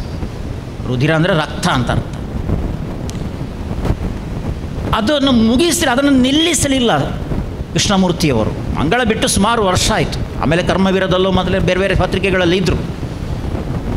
ವಿಜಯವಾಣಿಯಲ್ಲೋ ವಿಜಯ ಕರ್ನಾಟಕದಲ್ಲೋ ಒಂದು ಅಂಕಣ ಶುರು ಮಾಡಿದರು. ಎಲ್ಲಿ ನಿಲ್ಲಿಸಿದ್ರೋ ಅದನ್ನು ಪುನಃ ಮುಂದುವರಿಸ್ತೇನೆ. ಸ್ವಾತಂತ್ರ್ಯದ ಸಂದರ್ಭದಲ್ಲಿ ನಾವು ಉದ್ದೇಶಪೂರ್ವಕವೋ ಗೊತ್ತಿಲ್ಲದೆಯೋ ಮರೆತು ಹೋದಂಥ ಅನೇಕರನ್ನು ಹುಡುಕಿ ಇವರು ನಮ್ಮ ಸ್ವಾತಂತ್ರ್ಯದ ಹೀರೋಗಳು. ಪುಸ್ತಕ ನೋಡಿದೆ, ಹೊರಗಡೆ ಇದೆ. 1, 2, 3, 4 ಅಂತ ಸಂಪುಟಗಳು ಬಂತು. ನೂರಾರು ಮಂದಿ, ವಿಶೇಷವಾಗಿ ವಿದ್ಯಾರ್ಥಿಗಳನ್ನು, ಯುವಕರನ್ನು ಉದ್ದೇಶಿಸಿ ಬರೆದ ಕೃತಿಗಳು. ನಮ್ಮ ಕರ್ನಾಟಕದ ಸಂಗೊಳ್ಳಿ ರಾಯಣ್ಣ, ತಮಿಳುನಾಡಿನ ವೀರಪಾಂಡ್ಯ ಕಟ್ಟಬೊಮ್ಮನ್, ಕೇರಳದ ವೇಲುತಂಬಿ ದಳವ, ಈ ಥರದ ಅನೇಕ ಸ್ವಾತಂತ್ರ್ಯ ಹೋರಾಟಗಾರರ ಕಥೆಗಳನ್ನೆಲ್ಲ ದಾಖಲೆ ಸಹಿತವಾಗಿ ಹುಡುಕಿ ತೆಗೆದು ಸೀರೀಸ್ ಮೂಲಕ ಕೊಡ್ತಾ ಬಂದಂತಹ ಕೃಷ್ಣಮೂರ್ತಿಯವರ ಕೆಲಸ ಬಹಳ ವಿಶೇಷವಾದದ್ದು. ಇದರ ಜೊತೆಗೆ ಅನೇಕರಿಗೆ ಒಂದು ಬೈಬಲ್ನ ಹಾಗೆ ಜೊತೆಗಿದ್ದಂತಹ ಸಾವರ್ಕರ್ ಬರೆದ 1857 1857 ಮೊದಲ ಸ್ವಾತಂತ್ರ್ಯ ಸಂಗ್ರಾಮಕ್ಕೆ ಸಂಬಂಧಪಟ್ಟ ಒಂದು ಕೃತಿಯನ್ನು ಕನ್ನಡಕ್ಕೆ ಅನುವಾದ ಮಾಡ್ತಾರೆ. ಹೊರಗಡೆ ಆ ಪುಸ್ತಕ ಅದನ್ನು ನೋಡಿದೆ ಇವತ್ತು ಕೂಡ. ಆ ಪುಸ್ತಕಕ್ಕೆ ಬ್ರಿಟಿಷ್ ಗೌರ್ಮೆಂಟು ನಿಷೇಧ ಮಾಡಿತ್ತು ಆ ಕಾಲಕ್ಕೆ. ಅಂತಹ ಕೃತಿಯನ್ನು ಕನ್ನಡಕ್ಕೆ ಕೊಡ್ತಾರೆ. ಒಂದು ತೆಲುಗು ಕೃತಿ MVR ಶಾಸ್ತ್ರಿಯವರು ಬರೆದದ್ದು. ಯಾವುದು ಚರಿತ್ರೆ? ನಮ್ಮಲ್ಲಿ ಒಂದು ಹಿಸ್ಟ್ರಿ ಪ್ರೊಫೆಸರ್ ಎದುರುಗಡೆ ಇದ್ದಾರೆ, ಅರ್ಚಿಕಜೆಯವರು. ನಮ್ಮಲ್ಲಿ ಒಂದು ಚರ್ಚೆ ಹಿಂದಿನಿಂದಲೂ ನಡೀತಾ ಇದೆ. ನಮಗೆ ಇವತ್ತು ತೋರಿಸ್ತಾ ಇರುವಂಥ ಚರಿತ್ರೆ ನಿಜವಾದ ಚರಿತ್ರೆ ಅಲ್ಲ. ಭಾರತದ ಚರಿತ್ರೆ ಇನ್ನೂ ಹೇಳದ ಚರಿತ್ರೆಗಳು ಸುಮಾರು ಇವೆ. ಅದನ್ನು ನೋಡುವ ಕಣ್ಣಿದ್ದರೆ, ಅದನ್ನು ತಾಳ್ಮೆ ಇದ್ದರೆ ಅದರ ಇನ್ನಷ್ಟು ವ್ಯಾಪಕವಾಗಿ ಹೋಗ್ಲಿಕ್ಕೆ ಸಾಧ್ಯ ಇದೆ ಅಂತ ಅನೇಕ ಲೇಖಕರು ಹೇಳಿಕೊಟ್ಟಿದ್ದಾರೆ. MVR ಶಾಸ್ತ್ರಿಯವರ ತೆಲುಗಿನಲ್ಲಿ ಬರೆದ ಲೇಖನದಲ್ಲಿ ಇಂಥ ಅನೇಕ ಸಂಗತಿಗಳಿವೆ. ಉದಾಹರಣೆಗೆ ಶಂಕರಾಚಾರ್ಯರ ಬಗ್ಗೆ ಒಂದು ಲೇಖನ ಓದಿದ್ದೆ. ಶಂಕರಾಚಾರ್ಯರು ಎನ್ನುವಂತಹ ವ್ಯಕ್ತಿ ಇವತ್ತು ನಾವು ಹೇಳೋ ಪ್ರಕಾರ 8ನೇ ಶತಮಾನದವರು, ಆಚಾರ್ಯತ್ರಯರಲ್ಲಿ ಮೊದಲು ಬಂದವರು. ಆದರೆ ಆ ಲೇಖನದಲ್ಲಿ ಕಂಚಿಮಠದಲ್ಲಿ ಕೆಲವು ದಾಖಲೆಗಳಿವೆಯಂತೆ. ಅದರ ಆಧಾರದಲ್ಲಿ ಅವರು ಏನು ಹೇಳುತ್ತಾರೆ ಅಂತಂದರೆ, ಬಹುಶಃ ಶಂಕರಾಚಾರ್ಯರನ್ನು ಯಾಕೆ ಕ್ರಿಸ್ತ ಪೂರ್ವದಲ್ಲಿದ್ದವರು, ನಾವು ಎಷ್ಟೋ ಈಚೆ ಬಂದ್ಬಿಟ್ಟು ಮಠಗಳು ಕೂಡ ಒಪ್ಪಿಕೊಳ್ಳುವ ಹಾಗಾಗಿದೆ 8ನೇ ಶತಮಾನ ಅಂತ. ಒಪ್ತೀರಾ ಇಲ್ವೋ ಅನ್ನೋದು ಬೇರೆ ವಿಚಾರ. ಆದರೆ ಹೀಗೊಂದು ಇದೆ, ಅದರ ಬಗ್ಗೆ ನಾವು ಅಧ್ಯಯನ ಮಾಡಬೇಕು, ಅದರ ಕಡೆ ಗಮನ ಹರಿಸಬೇಕು ಎನ್ನುವಂತಹ ಲೇಖನಗಳನ್ನು MVR ಶಾಸ್ತ್ರಿ ಬರೆದರು. ದ್ರಾವಿಡ ಯೂನಿವರ್ಸಿಟಿ, ಕುಪ್ಪಂನಲ್ಲಿರುವ ದ್ರಾವಿಡ ಯೂನಿವರ್ಸಿಟಿಯವರು ಆ ಪುಸ್ತಕವನ್ನು ಕನ್ನಡದಲ್ಲಿ ಪ್ರಿಂಟ್ ಮಾಡಲಿಕ್ಕೆ ಅಂತ ಹೊರಟರು. ಬಾಬು ಕೃಷ್ಣಮೂರ್ತಿಯವ್ರ ಹತ್ರ ಕೇಳ್ಕೊಳ್ತಾರೆ, ಅನುವಾದ ಮಾಡಿಕೊಡಿ ಅಂತ. ಅದನ್ನೂ ಕೃಷ್ಣಮೂರ್ತಿಯವರು ಅನುವಾದ ಮಾಡಿ ಕನ್ನಡಕ್ಕೆ ಕೊಟ್ಟರು. ಭಗತ್ ಸಿಂಗ್ ಬಗ್ಗೆ ಒಂದು ಪುಸ್ತಕ ಬಂತು, ಅದನ್ನು ಅನುವಾದ ಮಾಡಿದರು. ಹೀಗೆ ಮುಂದುವರಿತಾ ಹೋದ ಹಾಗೆ ಕ್ರಾಂತಿಯ ಬಿಂದುಗಳು ಬೇರೆ ಬೇರೆ ಸ್ವರೂಪವನ್ನು ತಾಳ್ತಾ ಹೋದದ್ದನ್ನು, ಕೃಷ್ಣಮೂರ್ತಿಯವರ ಮೂಲಕ ಅದು ಕನ್ನಡಿಗರಿಗೆ ದೊರೆಯುತ್ತಾ ಬಂದದ್ದನ್ನು ಕನ್ನಡ ಸಾಹಿತ್ಯ, ಕ್ರಾಂತಿ ಸಾಹಿತ್ಯದ ಚರಿತ್ರೆ ಯಾವತ್ತೂ ದಾಖಲಿಸ್ತದೆ. ಇಷ್ಟಾದ ಮೇಲೆ ಇನ್ನೊಂದು ಅಂಶವನ್ನು ಹೇಳಿ ನಾನು ಮುಗಿಸ್ತೇನೆ. ಎಲ್ರಿಗೂ ಒಂದು ಅಂತರಂಗದ ವಿಕಾಸ ಅಂತ ಒಂದಿದೆ. ನಾನೇನಾದರೂ ಹೇಳಿದ್ದು ತಪ್ಪಾದರೆ ಕೃಷ್ಣಮೂರ್ತಿಯವರು ಆಮೇಲೆ ತಿದ್ದಬೇಕು, ನನ್ನನ್ನು ತಿದ್ದಬೇಕು. ಒಂದು ಹಂತ ಬಂದ ಮೇಲೆ ಒಂದು ಅಂತರಂಗದ ವಿಕಾಸ ಅಂತ ಇರ್ತದೆ. ಭಾರತ ದೇಶದ ಚರಿತ್ರೆ ಅದು ವೀರರ ಚರಿತ್ರೆ ಮಾತ್ರ ಅಲ್ಲ, ಅದರ ಹಿಂದೆ ಒಂದು ಸಂತರ ಚರಿತ್ರೆ ಕೂಡ ಇದೆ. ಕ್ರಾಂತ ಶಕ್ತಿ ಎಷ್ಟು ಮುಖ್ಯವೋ ಅಷ್ಟೇ ಆಧ್ಯಾತ್ಮಿಕ ಶಕ್ತಿ ಕೂಡ ನಮ್ಮ ದೇಶದ ಶಕ್ತಿಯೇ. ಮುಂದೆ ಕೃಷ್ಣಮೂರ್ತಿಯವರ ಬರಹ ನಿಧಾನಕ್ಕೆ ಕ್ರಾಂತಿಯಿಂದ ಆಧ್ಯಾತ್ಮದ ಕಡೆಗೆ ಬದಲಿಸಿತು. ತೀರಾ ಅಸಹಜ ಅಲ್ಲ, ಸಹಜ. ನಮ್ಮ ಪ್ರಧಾನಮಂತ್ರಿಗಳು ಅವರು ಬಂದ ಆರಂಭದಿಂದಲೂ ಕ್ಯಾಚಿಂಗ್ ಆದಂಥ ಸುಮಾರು ಸ್ಲೋಗನ್ಗಳನ್ನು ಕೊಡ್ತಾ ಬಂದರು. Made in India, make in India, digital India ಅಂತೆಲ್ಲ ಬಂತಲ್ಲ, ಅದೇ ಥರ ಒಂದು ಪ್ರಮುಖ ಸ್ಲೋಗನಿಗೆ ನಾವು ಧೈರ್ಯವಾಗಿ ಹೇಳ್ಬೋದು, ಅದು ಸ್ಪಿರಿಚುವಲ್ ಇಂಡಿಯಾ. ನಮ್ಮ ವಿವೇಕಾನಂದರು, ಶಂಕರಾಚಾರ್ಯರು ಎಲ್ಲ ಸ್ಪಿರಿಚುವಲ್ ಇಂಡಿಯಾದ ಪ್ರಮುಖ ಕೇಂದ್ರಗಳು. ಆ ಸ್ಪಿರಿಚುವಲ್ ಇಂಡಿಯಾದಲ್ಲಿ ಬಂದ ಪ್ರಮುಖರನ್ನು ಕೃಷ್ಣಮೂರ್ತಿಯವರು ಗುರುತಿಸ್ತಾರೆ. ಅದರಲ್ಲಿ ಮೊದಲು ಬಂದ ಕೃತಿ ಮಹಾಸಾಧಕ. ನೀವೆಲ್ಲ ಹರೇ ಕೃಷ್ಣ ಮೂವ್ಮೆಂಟ್ ಅಂತ ಕೇಳಿರ್ತೀರಿ, ಇಸ್ಕಾನ್ ಟೆಂಪಲ್ ಅಂತೆಲ್ಲ ಕೇಳಿರ್ತೀರಿ. ಆ ಹರೇ ಕೃಷ್ಣ ಮೂವ್ಮೆಂಟನ್ನು ಪ್ರಾರಂಭ ಮಾಡಿದಂತಹ ಶ್ರೀಲ ಪ್ರಭುಪಾದರ ಬಗ್ಗೆ ಕನ್ನಡದಲ್ಲಿ ಒಂದು ಪುಸ್ತಕ ಮೊದಲ ಬಾರಿಗೆ, ಬೃಹತ್ ಗ್ರಂಥನೇ ಅದು, ಕೃಷ್ಣಮೂರ್ತಿಯವರ ಮೂಲಕ ಬರ್ತದೆ. ಗಮನಿಸಬೇಕು, ಒಂದೇ ಮಾತು ಹೇಳ್ತೇನೆ ಆ ವಿಷಯಕ್ಕೆ ಸಂಬಂಧಪಟ್ಟ ಹಾಗೆ, ಯುವ ತಲೆಮಾರು ಕೂಡ ಇರೋದರಿಂದ. ಇಡೀ ಜಗತ್ತಿನ ಯುವ ಸಮುದಾಯ ವಿಶೇಷವಾಗಿ ಮಾದಕ ದ್ರವ್ಯಗಳಿಗೋ ಅಥವಾ ಮಾಂಸಾಹಾರಗಳಿಗೋ ಮದ್ಯಪಾನಗಳಿಗೋ ವಿವಾಹ ಪೂರ್ವ ಲೈಂಗಿಕದಂಥ ವಿಷಯಗಳಿಗೋ ಬಲಿಯಾಗಿ ಒಂದು ಸ್ವಂತಿಕೆಯನ್ನೇ ಕಳ್ಕೊಳ್ತಾ ಇರುವ ಕಾಲಕ್ಕೆ ಭಾರತದ ಶ್ರೀಲ ಪ್ರಭುಪಾದರು ಜಗತ್ತಿನಾದ್ಯಂತ ಸಂಚರಿಸಿ ನೀನು ನಡಿಬೇಕಾದ ದಾರಿ ಇದಲ್ಲ ಅಂತ ಯುವ ಸಮುದಾಯವನ್ನು ತಿರುಗಿಸಿದ್ದು ಹರೇ ಕೃಷ್ಣ ಮೂವ್ಮೆಂಟ್ ಮೂಲಕ. ಅದು ಅಮೇರಿಕಾದಲ್ಲಿರ್ಬೋದು, ಆಸ್ಟ್ರೇಲಿಯಾದಲ್ಲಿರ್ಬೋದು. ನೀವು ನೋಡಿರ್ಬೋದು ರಥಯಾತ್ರ ಅಂತ. ಆ ದೇವರನ್ನು, ಕೃಷ್ಣನನ್ನು ರಥದಲ್ಲಿ ಕೂತ್ಕೊಳಿಸಿ ನೀನು ಎಳಿಬೇಕೆನ್ನುವುದರಲ್ಲಿ ವಿಶೇಷವಾದ ಅರ್ಥ ಇದೆ. ಅಂಥ ಶ್ರೀಲ ಪ್ರಭುಪಾದರ ಬಗ್ಗೆ ಒಂದು ಬೃಹತ್ ಗ್ರಂಥವನ್ನು ಬರೆಯುವುದರ ಮೂಲಕ ತನ್ನ ಕ್ರಾಂತಿಯಿಂದ ಉತ್ಕ್ರಾಂತಿಯ ಕಡೆಗೆ ಕೃಷ್ಣಮೂರ್ತಿಯವರು ಹೊರಳಿದರು. ಅಲ್ಲಿಗೆ ಮುಗಿಲಿಲ್ಲ. ಅದಾದ ಕೂಡಲೇ ನಮ್ಮ ಈ ಆಮಂತ್ರಣ ಪತ್ರಿಕೆಯಲ್ಲಿ ಪ್ರಕಟ ಆಗಿರುವ ಅವರ ಪ್ರೊಫೈಲ್ನಲ್ಲಿ ಈ ವಿಚಾರ ಇಲ್ಲ. ಒಂದು ಬೃಹತ್ ಕಾದಂಬರಿ, ಮತ್ತೊಂದು 500-600 ಪುಟ ಕಾದಂಬರಿ ಬರೆದ್ರೆ ಒಂದು 500 ಪುಟಕ್ಕಿಂತ ಮೇಲಿನಂತೆ ಒಂದು ಹೊಸ ಕೃತಿಯನ್ನು ಅವರು ಇತ್ತೀಚೆಗೆ ಕಳೆದ 5-6, ಈಗಲೇ ಅದು 2 ಎಡಿಷನ್ ಬಂತು ಅಂತ ಕೇಳಿದೆ. ಆ ಕೃತಿಯ ಹೆಸರು ವಿಶಿಷ್ಟ. ದಕ್ಷಿಣ ಕನ್ನಡದವರು ಇದನ್ನು ಗಮನಿಸಬೇಕು. ವಿಶೇಷವಾಗಿ ನಮ್ಮಲ್ಲಿ ದ್ವೈತ ಅದ್ವೈತ ಅಂತ ಹೇಳಿ ನಮಗೆ ಅಷ್ಟು ಗೊತ್ತಿದೆ. ಮಧ್ವಾಚಾರ್ಯರ ಬಗೆಗೂ ಶಂಕರಾಚಾರ್ಯರ ಬಗೆಗೂ ನಮಗೆ ಒಂದಷ್ಟು ತುಂಬ ಆಳವಾಗಿ ಏನು ಗೊತ್ತಿಲ್ಲದಿದ್ದರೂ ಸ್ವಲ್ಪ ಮಟ್ಟಿಗೆ ಅದೇನು ಅಂತಾದರೂ ಹೇಳಲಿಕ್ಕೆ ಗೊತ್ತಿದೆ. ನಮ್ಮಲ್ಲಿ ಆಚಾರತ್ರಯರಲ್ಲಿ 3ನೇದೊಂದಿದೆ, ವಿಶಿಷ್ಟಾದ್ವೈತ. ಆ ವಿಶಿಷ್ಟಾದ್ವೈತದ ಪ್ರವರ್ತಕರಾದಂತಹ ರಾಮಾನುಜಾಚಾರ್ಯರ ಬಗ್ಗೆ, ಶ್ರೀವೈಷ್ಣವ ಪಂಥದ ಬಗ್ಗೆ ಆಳವಾದ ಅಧ್ಯಯನ ಮಾಡಿ ಬಾಬು ಕೃಷ್ಣಮೂರ್ತಿಯವರು ಒಂದು ಕೃತಿಯನ್ನು ಇತ್ತೀಚೆಗೆ ಬರೆದರು. ಅದರ ಹೆಸರು ಭಾಳ ವಿಶಿಷ್ಟ, ಹೆಸರೇ ವಿಶಿಷ್ಟ.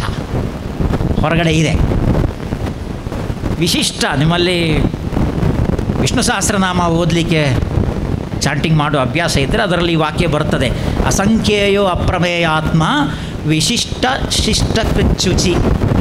ವಿಶಿಷ್ಟ ವಿಶಿಷ್ಟ ಅಂದರೆ ಮಹಾಜ್ಞಾನಿ ಅಂತ ಅರ್ಥ. ಜ್ಞಾನದಲ್ಲಿ ಉತ್ಕೃಷ್ಟವಾದದ್ದು ವಿಶಿಷ್ಟ. ಮಹಾವಿಷ್ಣು ಅಂತಲೇ ಅದರ ಅರ್ಥ. ಅಂತಹ ಒಂದು ಕೃತಿಯ ಮೂಲಕ ಮೊದಲ ಬಾರಿಗೆ ಕನ್ನಡಿಗರಿಗೆ, ಅಲ್ಲಿ ಬೇರೆ ಬೇರೆ ಕೃತಿಗಳು ಬಂದಿವೆ ಇಲ್ಲ ಅಂತಲ್ಲ, ಒಂದು ಕಾದಂಬರಿ ರೂಪದಲ್ಲಿ ಒಂದು ಕೃತಿ ಬರುವ ಹಾಗಾಯಿತು.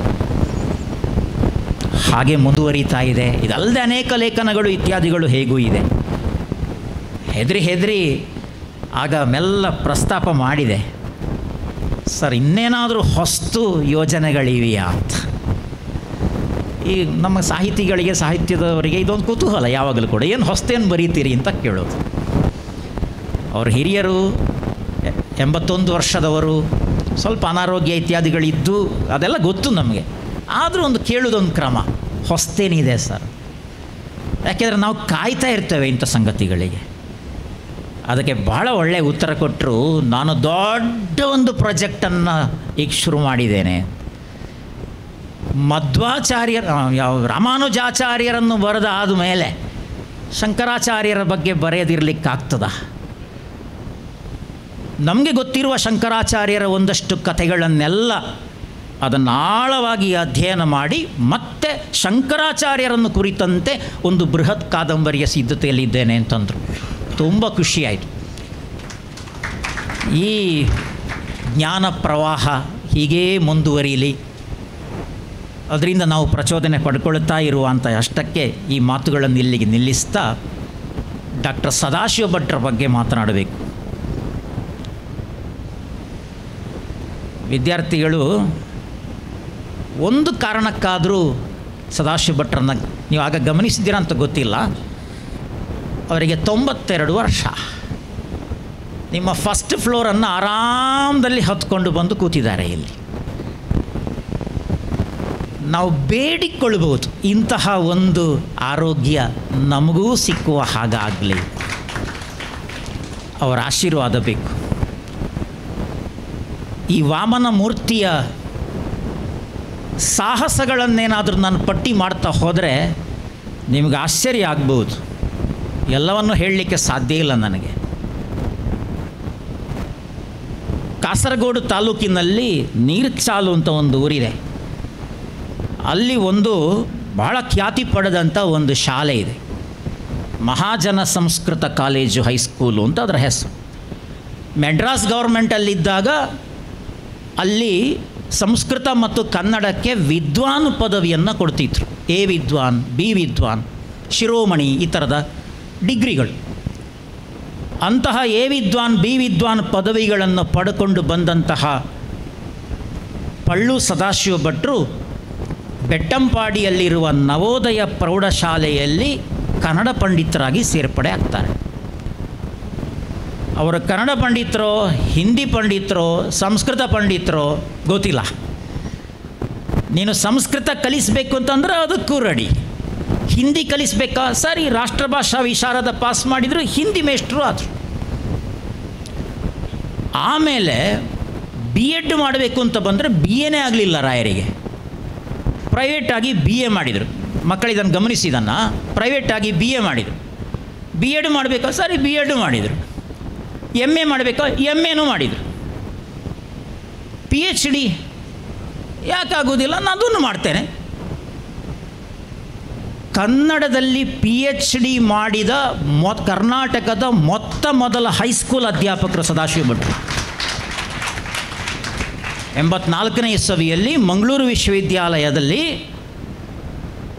ಗುಣ್ಮಿ ಚಂದ್ರಶೇಖರ ಐತಾಳರ ಮಾರ್ಗದರ್ಶನದಲ್ಲಿ ಪಂಜೆ ಮಂಗೇಶ್ ರಾಯರ ಬಗ್ಗೆ ಅಧ್ಯಯನ ಮಾಡಿ ಪಿ ಎಚ್ ಡಿ ಪಡೆದವರು ಸುಮಾರು 850 ಪುಟ. ಮೊನ್ನೆ ಮುರಳಿಯವರೆಲ್ಲ ನೋಡಿ ಗಾಬರಿ ಆಗಿದ್ದಾರೆ. ಅವರಿಗೆ 850 ಪುಟಗಳ ಅಧ್ಯಯನ ಮಾಡಿ ಪಿ ಎಚ್ ಡಿಯನ್ನು ಪಡೆದರು. ಪಿ ಎಚ್ ಡಿ ಆದಮೇಲೆ ನಮ್ಮಲ್ಲಿ ಒಂದಿದೆ, ಪೋಸ್ಟ್ ಡಾಕ್ ಅಂತ ಒಂದಿದೆ, ಪೋಸ್ಟ್ ಡಾಕ್ಟರಲ್ ಡಿಗ್ರಿ ಅಂತ. ಅದಕ್ಕೂ ಪ್ರಯತ್ನ ಪಟ್ಟರು, ಯು ಜಿ ಸಿಗೆ ಅಪ್ಲೈ ಮಾಡಿದರು. ಪೋಸ್ಟ್ ಡಾಕ್ಟರಲ್ ಡಿಗ್ರಿ ವೈಕಾಂಟು ಯಾಕಾಗೋದಿಲ್ಲ. ಆದರೆ ಯಾವುದೋ ತಾಂತ್ರಿಕ ಕಾರಣಕ್ಕೋಸ್ಕರ ಅವರಿಗೆ ಅನುಮತಿ ಸಿಗಲಿಲ್ಲ. ಅನುಮತಿ ಸಿಗದಿದ್ದರೇನು, ಅಧ್ಯಯನಕ್ಕೇನಾದರೂ ತಡೆ ಉಂಟಾ? ಅದನ್ನು ಅಧ್ಯಯನ ಮಾಡಿದರು.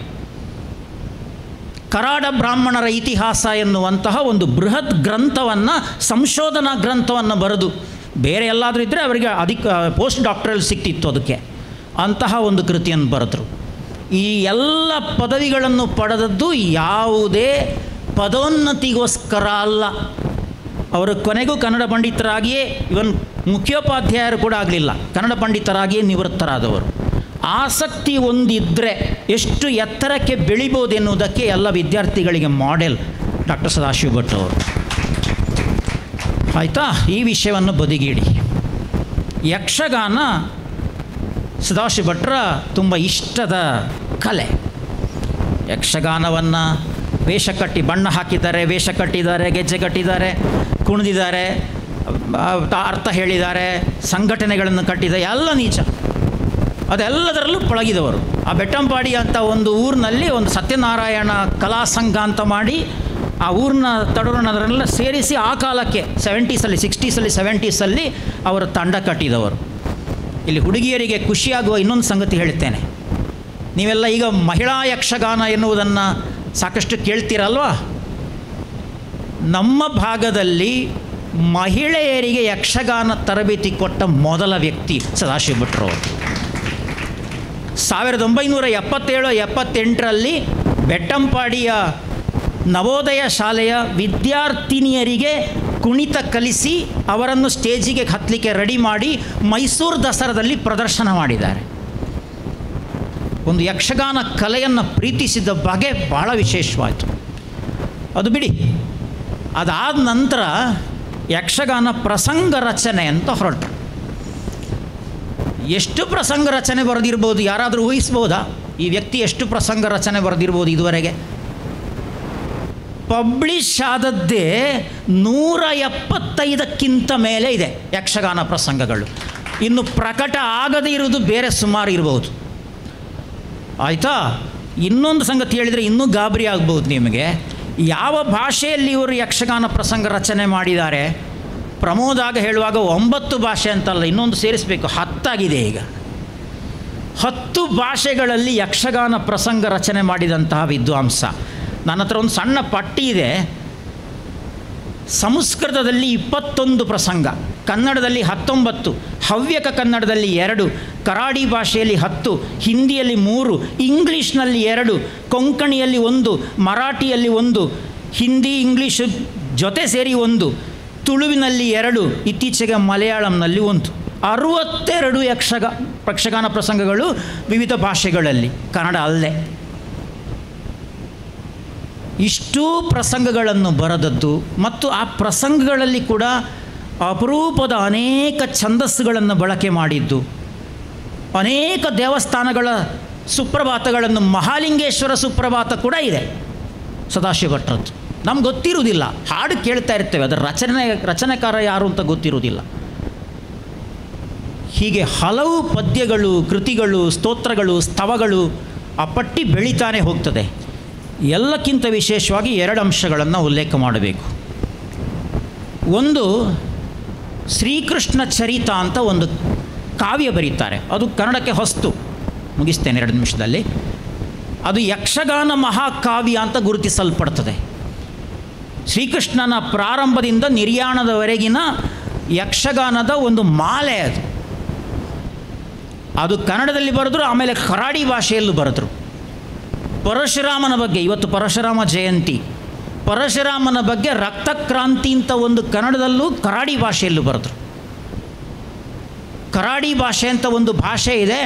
ಆ ಭಾಷೆಯಲ್ಲಿ ರಾಮಾಯಣ ಬರಿಬೇಕು ಅಂತ ಹೇಳಿ 2 ವಾಲ್ಯೂಮ್ಗಳಲ್ಲಿ ಕರಾಡಿ ರಾಮಾಯಣ ಅಂತ ಬಂತು. ಬಹುತೇಕ ಈ ಕೃತಿಗಳವರು ನಿವೃತ್ತಿಯಾದ ನಂತರ ಶುರು ಮಾಡಿತು. ಇಂತಹ ಒಬ್ಬ ಸಾಧಕರನ್ನು ಕನ್ನಡದ ಮುಖ್ಯವಾಹಿನಿ ಯಾವುದೋ ಕಾರಣಕ್ಕೋಸ್ಕರ ಅವಜ್ಞೆಗೋ ಏನೋ ಗೊತ್ತಿಲ್ಲ ಅಷ್ಟಾಗಿ ಗಮನಿಸಲಿಲ್ಲ. ಸಾಹಿತ್ಯ ಪರಿಷತ್ನವರು ಪುತ್ತೂರು ತಾಲೂಕಿನ ಸಾಹಿತ್ಯ ಸಮ್ಮೇಳನ ಅಧ್ಯಕ್ಷರನ್ನಾಗಿ ಮಾಡಿ ಗೌರವಿಸಿದರು.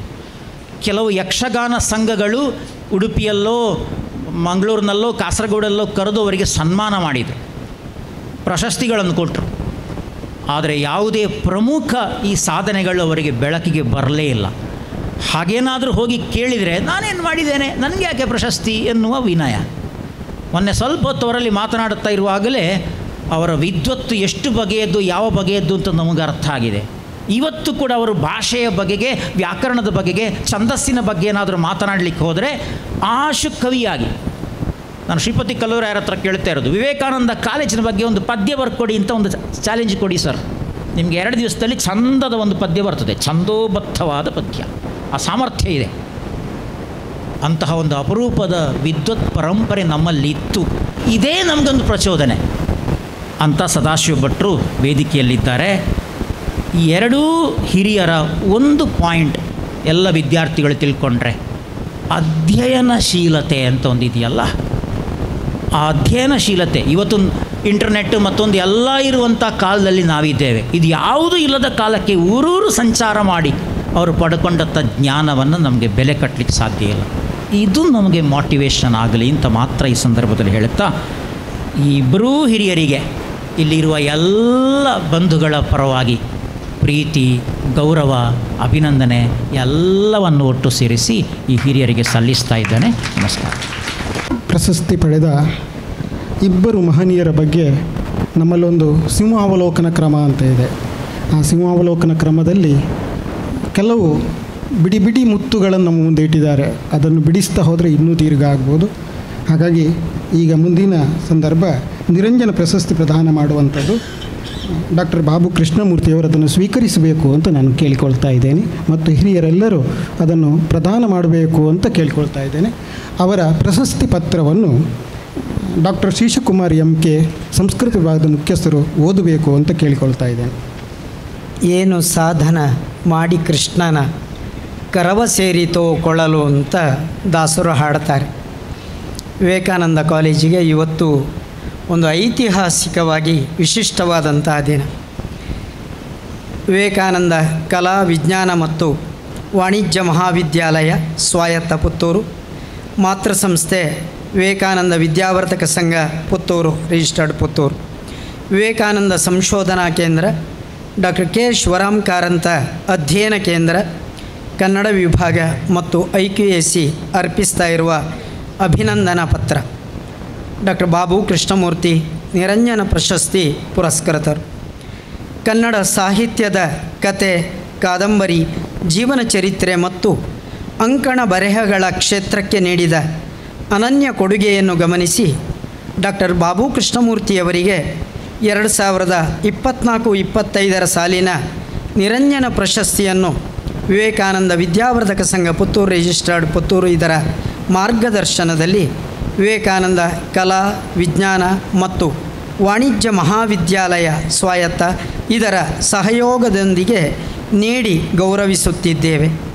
ಸಾಹಿತ್ಯ ಮತ್ತು ಪತ್ರಿಕೋದ್ಯಮ ಕ್ಷೇತ್ರಗಳಲ್ಲಿ ಅತೀವ ಆಸಕ್ತಿ ಹೊಂದಿದ್ದ ಬಾಬು ಕೃಷ್ಣಮೂರ್ತಿ ಅವರ ಹುಟ್ಟೂರು ಬೆಂಗಳೂರು. 1971ರಲ್ಲಿ ತಾವು ರಚಿಸಿದ ಮಕ್ಕಳ ಸಾಹಿತ್ಯ ಕೃತಿ ಮಿಲ್ಟ್ರಿ ತಾತ ಕತೆ ಹೇಳುತ್ತಾರೆ ಮೂಲಕ ಕನ್ನಡ ಪುಸ್ತಕ ಲೋಕವನ್ನು ಪ್ರವೇಶಿಸಿ ಕನ್ನಡದ ವಿಶಿಷ್ಟ ಬರೆಹಗಾರರಾಗಿ ಗುರುತಿಸಲ್ಪಡುತ್ತಾರೆ. ವೃತ್ತಿಯಲ್ಲಿ ಪತ್ರಕರ್ತರಾದರೂ ಪ್ರವೃತ್ತಿಯಲ್ಲಿ ಸಾಹಿತಿಯಾಗಿ ಅಜೇಯ ಇತರ ಪ್ರಮುಖ ಕೃತಿಗಳನ್ನು ರಚನೆ ಮಾಡುತ್ತಾರೆ. ಸಿಡಿಮದ್ದು, ನೆತ್ತರು, ನೇಣುಗಂಬ, ಅದಮ್ಯ, ರುದಿರಾಭಿಷೇಕ, ಡಾಕ್ಟರ್ CG ಶಾಸ್ತ್ರಿ ಒಂದು ಬರಹ, ಪ್ರಸ್ತುತ ಶ್ರೀ ಯೋಗಿ ನಾರಾಯಣ ಇಂಡಾಲಜಿ ಕೇಂದ್ರದ ನಿರ್ದೇಶಕರಾಗಿ ಕಾರ್ಯನಿರ್ವಹಿಸುತ್ತಿರೋ ಇವರು ಮಲ್ಲಾರ ಎಂಬ ವ್ಯಕ್ತಿತ್ವ ಮತ್ತು ಸೇವೆಗಾಗಿ ವ್ಯಕ್ತಿತ್ವ ವಿಕಸನ ಮತ್ತು ಆಧ್ಯಾತ್ಮಿಕ ಮಾನಸಿಕ ಸಂಪಾದಕರಾಗಿ ಕೆಲಸ ಮಾಡಿದ್ದಾರೆ.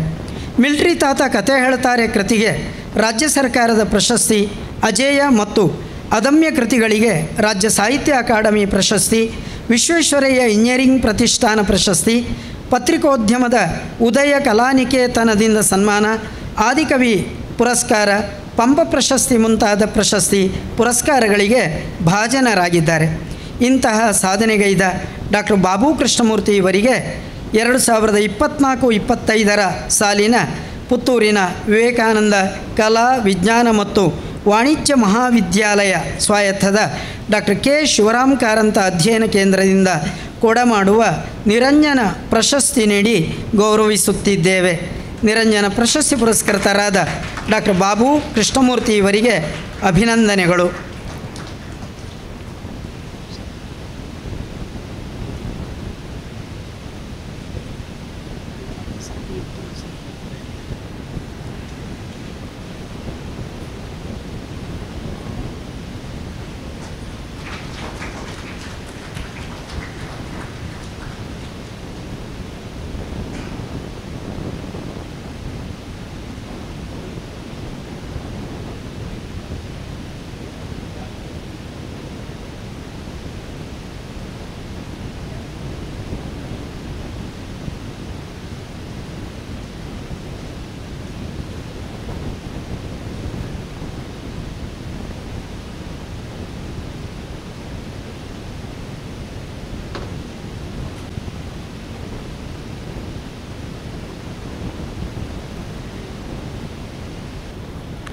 ಮುಂದಿನ ಶಂಕರ ಸಾಹಿತ್ಯ ಪ್ರಶಸ್ತಿ ಸ್ವೀಕರಿಸುವವರು ಡಾಕ್ಟರ್ ಡಿ ಸದಾಶಿವ ಭಟ್ ಪಲ್ಲು ಸರ್, ನೀವು ವಿವೇಕಾನಂದ ವಿದ್ಯಾವರ್ಧಕ ಸಂಘದ ವತಿಯಿಂದ ಕೊಡಮಾಡುವಂತಹ ಶಂಕರ ಸಾಹಿತ್ಯ ಪ್ರಶಸ್ತಿಯನ್ನು ಸ್ವೀಕರಿಸಬೇಕು ಅಂತ ಕೇಳಿಕೊಳ್ತಾ ಇದ್ದೇನೆ. ಮತ್ತು ವೇದಿಕೆಯಲ್ಲಿರುವ ಹಿರಿಯರು ಪ್ರಶಸ್ತಿ ಪ್ರದಾನ ಮಾಡಬೇಕು ಕೇಳಿಕೊಳ್ತಾ ಇದ್ದೇನೆ. ಮತ್ತು ಪ್ರಶಸ್ತಿ ಪತ್ರವನ್ನು ಓದಿ ಹೇಳಬೇಕು ಅಂತ ಡಾಕ್ಟರ್ ಶೀಶಕುಮಾರಿ ಎಂ ಕೆ ಇವರಲ್ಲಿ ಕೇಳಿಕೊಳ್ತಾ ಇದ್ದೇನೆ.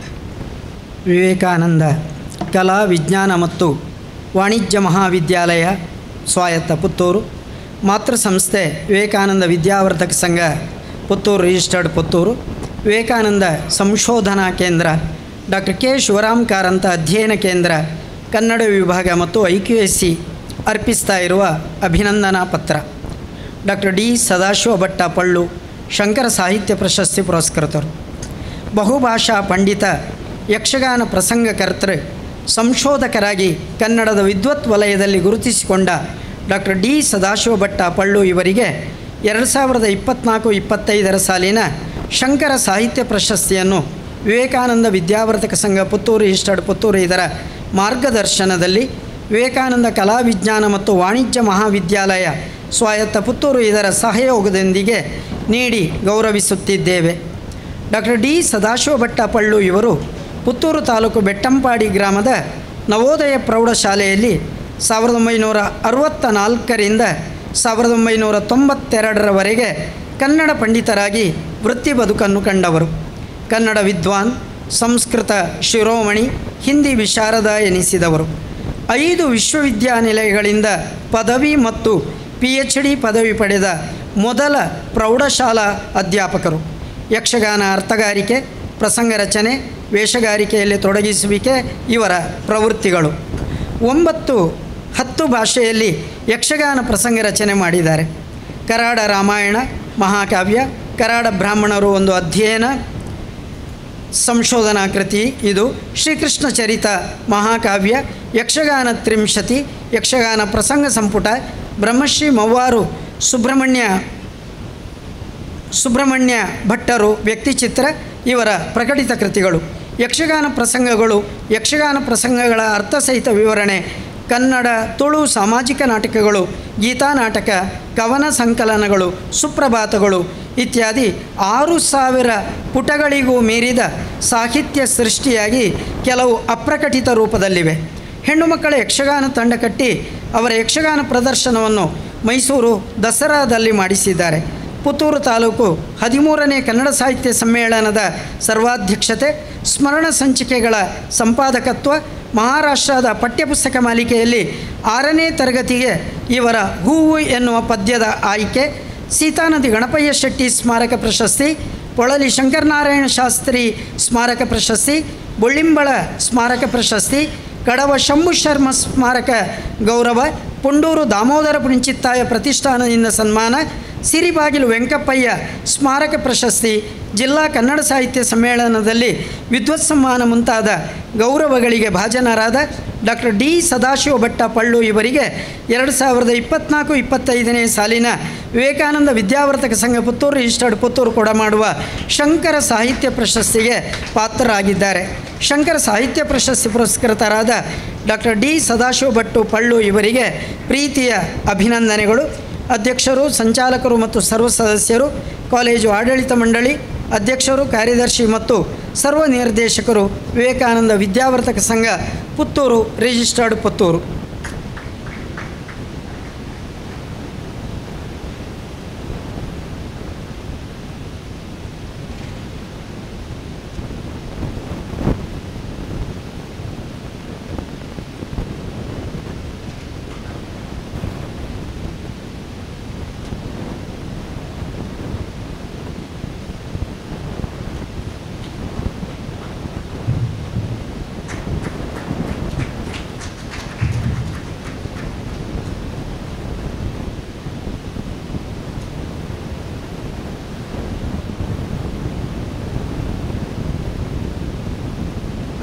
ಮತ್ತು ಸನ್ಮಾನ ಪತ್ರ ಒಳಗೊಂಡಿರುತ್ತದೆ. ಈ ರೀತಿಯಾಗಿ ನಾವು ಈ 2 ಪ್ರಶಸ್ತಿಗಳನ್ನು ಪ್ರದಾನ ಮಾಡಿದ್ದೇವೆ. ಬಾಬು ಕೃಷ್ಣಮೂರ್ತಿಯವರ ಪುಸ್ತಕಗಳು ರಿಯಾಯಿತಿ ದರದಲ್ಲಿ ಲಭ್ಯ ಇದೆ. ಈಗಾಗಲೇ ಅವರ ಪುಸ್ತಕಗಳ ಒಂದು ಒಳನೋಟವನ್ನು ನೀವು ಗಮನಿಸಿಕೊಂಡಿದ್ದೀರಿ. ವಿದ್ಯಾರ್ಥಿಗಳು ಬೇಕಾದರೆ ಸ್ವೀಕರಿಸಬಹುದು. ಹಾಗೆ ಡಾಕ್ಟರ್ ಡಿ ಪಲ್ಲು ಸದಾಶಿವ ಭಟ್ ಅವರ ಪುಸ್ತಕಗಳು ನೋಡಲಿಕ್ಕೆ ಪ್ರದರ್ಶನಕ್ಕಿದೆ, ನೀವು ಅದನ್ನು ಗಮನಿಸಿಕೊಳ್ಳಬಹುದು ಅಂತ ಒಂದು ಸೂಚನೆ ನಿಮಗೆ ಕೊಡ್ತಾ ಇದ್ದೇವೆ. ಕಾರ್ಯಕ್ರಮದ ಮುಂದಿನ ಭಾಗ ನಿರಂಜನ ಪ್ರಶಸ್ತಿ ಸ್ವೀಕರಿಸಿದ ಡಾಕ್ಟರ್ ಬಾಬು ಕೃಷ್ಣಮೂರ್ತಿಯವರು ಈಗಾಗಲೇ ಸಮಯ ಆಗಿದೆ ಎನ್ನುವುದನ್ನು ಎಲ್ಲರ ಗಮನಕ್ಕೆ ತರುತ್ತಾ ಸಂಕ್ಷಿಪ್ತವಾಗಿ ಮಾತಾಡಬೇಕು, ಮಾಹಿತಿ ಕೊಡಬೇಕು ಅಂತ ಕೇಳಿಕೊಳ್ತಾ ಇದ್ದೇನೆ. ಸುಂದರ ಸಮಾರಂಭದ ಅಧ್ಯಕ್ಷತೆಯನ್ನು ವಹಿಸಿರತಕ್ಕಂಥ ಆದರಣೀಯ ಡಾಕ್ಟರ್ ಪ್ರಭಾಕರ್ ಭಟ್ ಅವರೇ, ವೇದಿಕೆ ಮೇಲೆ ಆಸೀನರಾಗಿರತಕ್ಕಂಥ ಎಲ್ಲ ಗಣ್ಯರೇ, ವೇದಿಕೆ ಮುಂಭಾಗದಲ್ಲಿರತಕ್ಕಂಥ ಗಣ್ಯರೇ, ಹಾಗೂ ಭಾರತದ ಭವಿಷ್ಯವನ್ನು ರೂಪಿಸಲು ಹೊರಟಿರತಕ್ಕಂಥ ಯುವ ವೃಂದ, ವಿದ್ಯಾರ್ಥಿನಿಯರೇ, ಇದೊಂದು ಬಹಳ ವಿಶಿಷ್ಟವಾದಂಥ ಕಾರ್ಯಕ್ರಮ. ನನ್ನ ಸಾಹಿತ್ಯ ಕೃತಿಗಳ ಬಗ್ಗೆ ಡಾಕ್ಟರ್ ವರದರಾಜ್ ಚಂದ್ರಗಿರಿಯವರು ನನಗೆ ಎಲ್ಲ ಜ್ಞಾಪಿಸ್ಕೊಟ್ರು. ನಾನೇ ಮರ್ತೋಗ್ಬಿಟ್ಟಿದ್ದೆ ಅನೇಕ ಸಂಗತಿಗಳನ್ನ. ಹೀಗಾಗಿ ಅದ್ಭುತವಾಗಿ, ಅಂದರೆ ಯಾರಾದರೂ ಏನಾದರೂ ಕೆಲಸ ತೊಗೊಂಡ್ರೆ ಆಮೂಲಾಗ್ರವಾಗಿ ಮಾಡಬೇಕು ಅನ್ನೋದಕ್ಕೆ ಡಾಕ್ಟರ್ ವರದರಾಜ್ ಚಂದ್ರಗಿರಿಯವರ ಈ ಭಾಷಣ ಒಂದು ಉತ್ತಮವಾದಂಥ ಉದಾಹರಣೆ. ಹಿರಿಯರಾದಂಥ ಡಾಕ್ಟರ್ ಡಿ ಸದಾಶಿವ ಭಟ್ ಪಳ್ಳು ಅವರ ಜೊತೆಯಲ್ಲಿ ನನಗೆ ಈ ಒಂದು ಪ್ರಶಸ್ತಿ ಕೊಡ್ತಾ ಇರತಕ್ಕಂಥದ್ದು ನನ್ನ ಭಾಗ್ಯ. ಈ ವಿವೇಕಾನಂದ ಕಾಲೇಜು ಇದು ಮೊದಲನೇ ಸರ್ತಿ ನಾನು ಬಂದಿರೋದಲ್ಲ. ಅನೇಕ ಜನ ಇದರಲ್ಲಿ 190 ಸಭಿಕರಲ್ಲಿ 190 ಭಾಗ ಹುಟ್ಟಿಲ್ಲದೆ ಇದ್ದಾಗಲೇ ಇಲ್ಲಿಗೆ ಬಂದಿದ್ದೆ ನಾನು. 40 ವರ್ಷಗಳ ಕೆಳಗಡೆ 1987ನೇ ಇಸ್ವಿನಲ್ಲಿ ಸರ್ ಸಿ ವಿ ರಾಮನ್ ಅವರ ಜನ್ಮದಿನವನ್ನು ವಿಜ್ಞಾನ ದಿನ ಅಂತ ಆಚರಣೆ ಮಾಡ್ತಾ ಇದ್ದಾಗ ಆಗಿನ MS ಅಪ್ಪ ಅವರ ಪ್ರಿನ್ಸಿಪಾಲ್ ಅವರು ನಾನು ಮಂಗಳ ಎಡಿಟರ್ ಆಗಿದ್ದಾಗ ಇಲ್ಲಿಗೆ ಕರೆಸಿದ್ರು. ಇದರಲ್ಲಿ ಭಾಗವಹಿಸಿದ್ದೆ. ಅದೇ ಸಂಸ್ಥೆ ನನಗೆ ನಿರಂಜನ ಪ್ರಶಸ್ತಿ ಕೊಡ್ತಾ ಇದೆ ಅನ್ನೋದು ನನಗೆ ನಿಜಕ್ಕೂ ಕೂಡ ಆಶ್ಚರ್ಯನೂ ಆಯಿತು, ಸಂತೋಷನೂ ಆಯಿತು. ನಿರಂಜನ ನಾನು ಬಲ್ಲವರು, ಅನೇಕ ಬಾರಿ ಅವ್ರ ಮನೆಗೆ ಹೋಗಿದ್ದೀನಿ. ನಾನು ಯಾವ ರಾಷ್ಟ್ರೋತ್ಥಾನ ಪರಿಷತ್ನಲ್ಲಿ ಕೆಲಸ ಮಾಡ್ತಾಯಿದ್ದೆ, ಅದರ 2 ಮುಖ್ಯವಾದಂಥ ಸಮಾರಂಭಗಳಲ್ಲಿ ಭಾಗವಹಿಸಿದ್ರು. ನಿರಂಜನರು ವೈಚಾರಿಕವಾಗಿ, ಸೈದ್ಧಾಂತಿಕವಾಗಿ, ರಾಜಕೀಯವಾಗಿ ಕಮ್ಯುನಿಸ್ಟರು. ಈ ಎಲ್ಲ ಕಾರ್ಯಕ್ರಮಗಳು ನಡೀತಾ ಇದ್ದಿದ್ದು ರಾಷ್ಟ್ರೀಯ ವಿಚಾರದ ಸಂಸ್ಥೆಯಿಂದ ನಡೆದಂಥ ಕಾರ್ಯಕ್ರಮ.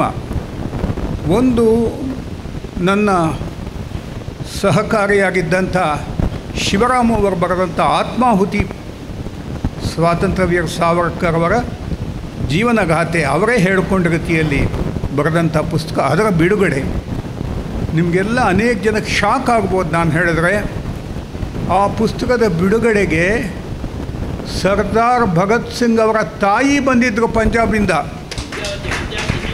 ವಿದ್ಯಾವತಿ ದೇವಿಯವರು. ಕರ್ನಾಟಕದ ಮೂಲೆಯಿಂದ ಬೆಂಗಳೂರು ಟೌನ್ ಹಾಲಿಗೆ ಜನ ಓಡಿ ಬಂದಿದ್ದರು ನೋಡೋದಕ್ಕೋಸ್ಕರ ಪುಣ್ಯಾತ್ಗಿತ್ತಿನ ಭಗತ್ ಸಿಂಗ್ ಅವರ ತಾಯಿ. ಇಡೀ ಕರ್ನಾಟಕವೇ ರೋಮಾಂಚನಗೊಂಡಿತ್ತು. ಅವರು ಬದುಕಿದ್ದಾರೆ ಅನ್ನೋದು ಗೊತ್ತಿರಲಿಲ್ಲ. ನನಗೆಲ್ಲೋ ಗಮನಕ್ಕೆ ಬಂತು. ಪ್ರಧಾನ ಕಾರ್ಯದರ್ಶಿಗಳ ರಾಷ್ಟ್ರೋತ್ಥಾನ ಪರಿಷತ್ ಅವ್ರಿಗೆ ಹೇಳಿದೆ, ಆ್ಯಕ್ಚುಲಿ ಅವ್ರು ನನ್ನ ಅಜಯ ಬಿಡುಗಡೆಗೆ ಬರಬೇಕಾಗಿತ್ತು. ನನ್ನ ಪುಸ್ತಕ ಬರೆದು ಮುಗಿಸಿರಲಿಲ್ಲ, ಅರ್ಧದಲ್ಲಿದ್ದೆ.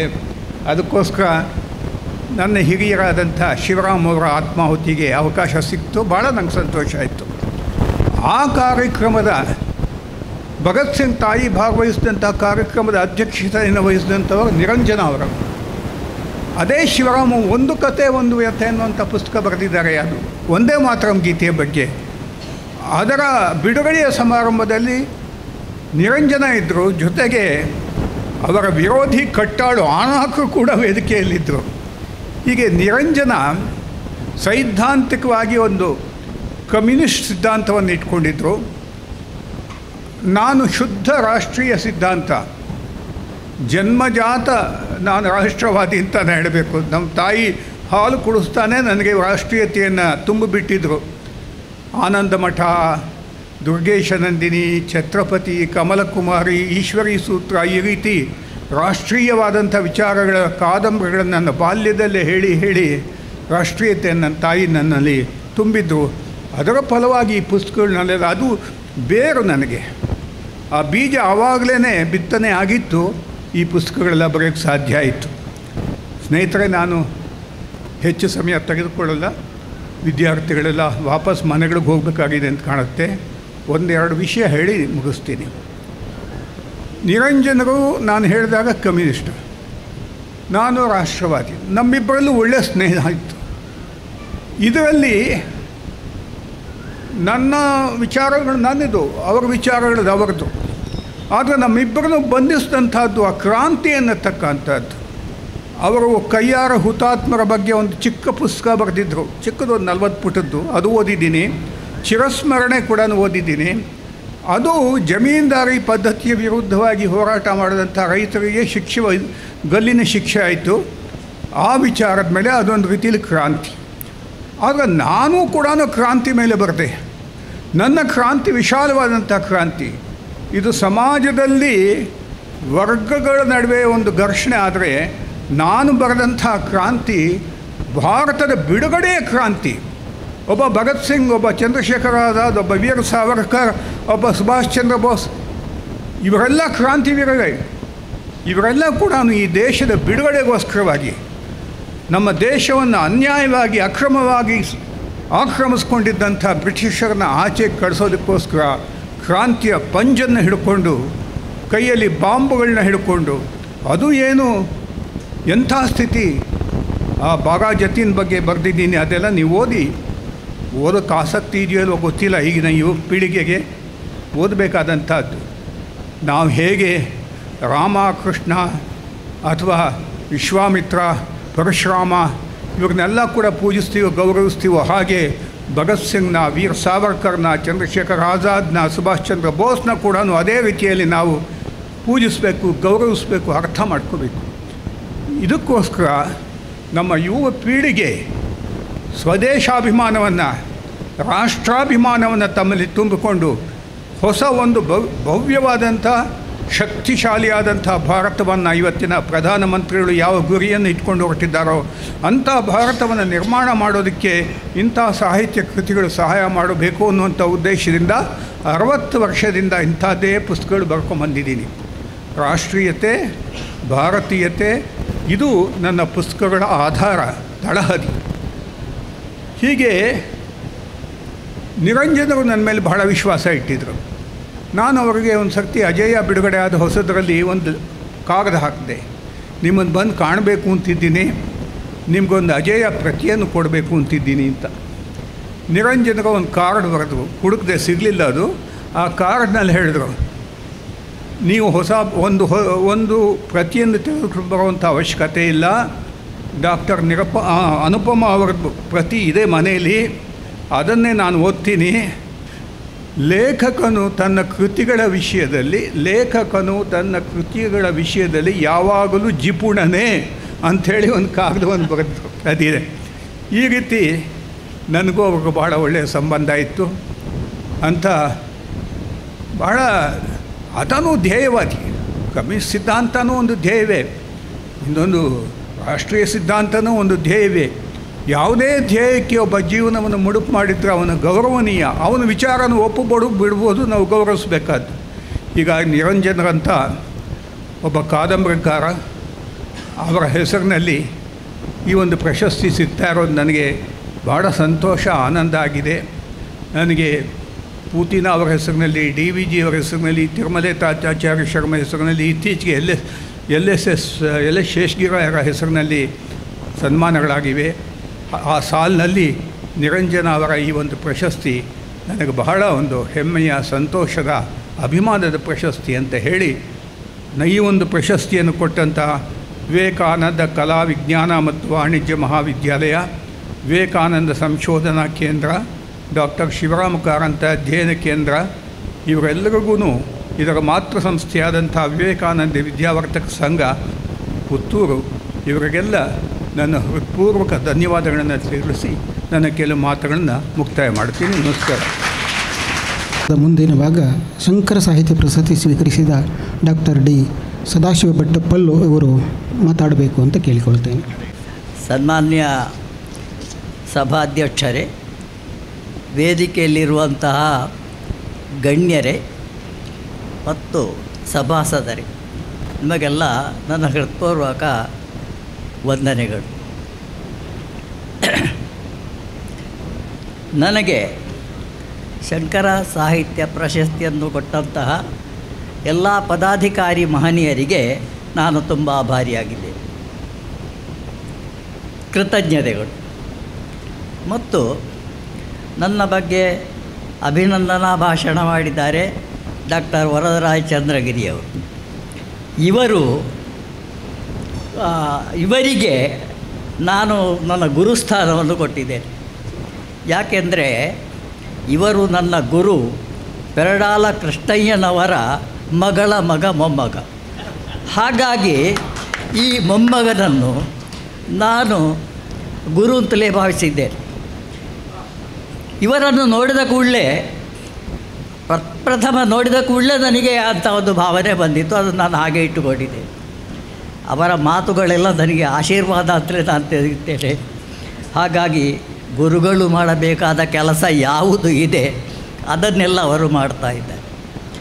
ಇನ್ನೊಬ್ಬರು ಗುರುಗಳು ಇದ್ದಾರೆ ನನಗೆ, ಅದು ನಮ್ಮ ವಿದ್ಯಾರ್ಥಿ ಗಜೆಯವರು. ಅವರು ಮೊದಲಿನಿಂದಲೇ ನನ್ನ ಎಲ್ಲ ಕಾರ್ಯಗಳಿಗೂ ಬೆನ್ನು ತಟ್ಟಿ ಪ್ರೋತ್ಸಾಹಿಸಿದವರು. ಈಗಲೂ ಕೂಡ ಏನಾದರೂ ಸಂಶಯ ಬಂದರೆ ನಾನು ಅವರಿಗೆ ಕಾಗದ ಬರೀತೇನೆ, ಇಲ್ಲದೆ ಫೋನ್ ಮಾಡ್ತೇನೆ. ಅದಕ್ಕೆ ಕೂಡಲೇ ಅವರು ಉತ್ತರ ಬರೀತಾರೆ. ಹಾಗೆ ನಾನು ಮುಂದುವರಿತೇನೆ. ಹಾಗಾಗಿ ಅವರೂ ಕೂಡ ನನ್ನ ಗುರುಸ್ಥಾನವನ್ನು ಪಡೆದವರು. ಇಲ್ಲಿ ಸಿದ್ಧಮೂಲ ಶಂಕರನಾರಾಯಣ ಭಟ್ಟರು ಅಥವಾ ಅವರ ಕುಟುಂಬ ಒಂದು ಕಾಲದಲ್ಲಿ ನಾವು ಒಂದೇ ಗ್ರಾಮಸ್ಥರು. ಅದು ನನಗೆ ಅವರು ಇಲ್ಲಿ MT ರೋಡ್ನಲ್ಲಿ ಪ್ರಸನ್ನ ಪ್ರೆಸ್ ಅಂತ ಇತ್ತು ಚನ್ನಪ್ಪಗೌಡರದ್ದು, ಅಲ್ಲಿ ಅವರು ತುಂಬ ಸಲ ಕಾಣಲಿಕ್ಕೆ ಸಿಕ್ಕಿದ್ದಾರೆ. ಅಲ್ಲಿ ನಾವು ಮಾತುಕತೆ ಎಲ್ಲ ನಡೆಸಿದ್ದೇವೆ. ಅಂದರೆ ಅವರು ಮೂಲ ಸ್ಥಾನ ನೀರ್ಚಾಲು, ಕಾಸರಗೋಡು ನೀರ್ಚಾಲತ್ತೆ. ಅಲ್ಲಿ ಲಷ್ಕರಿ ಕುಟುಂಬ ಅವರದ್ದು, ಲಷ್ಕರಿ ಮಠ ಮತ್ತು ಲಷ್ಕರಿ ಅಂತ ಹೇಳುವ ಸ್ಥಳದಿಂದ ಅಲ್ಲಿಂದ ವಲಸೆ ಬಂದವರು ಯಾವುದು ಬಂಟ್ವಾಳ ತಾಲೂಕಿನ ಮಾಣಿಲ ಗ್ರಾಮದ ದೇಲಂತ ಮಜಲಿಗೆ. ಅದು ಆಗ ಪುತ್ತೂರು ತಾಲೂಕಾಗಿತ್ತು, ಈಗ ಬಂಟ್ವಾಳ ತಾಲೂಕಾಗಿದೆ.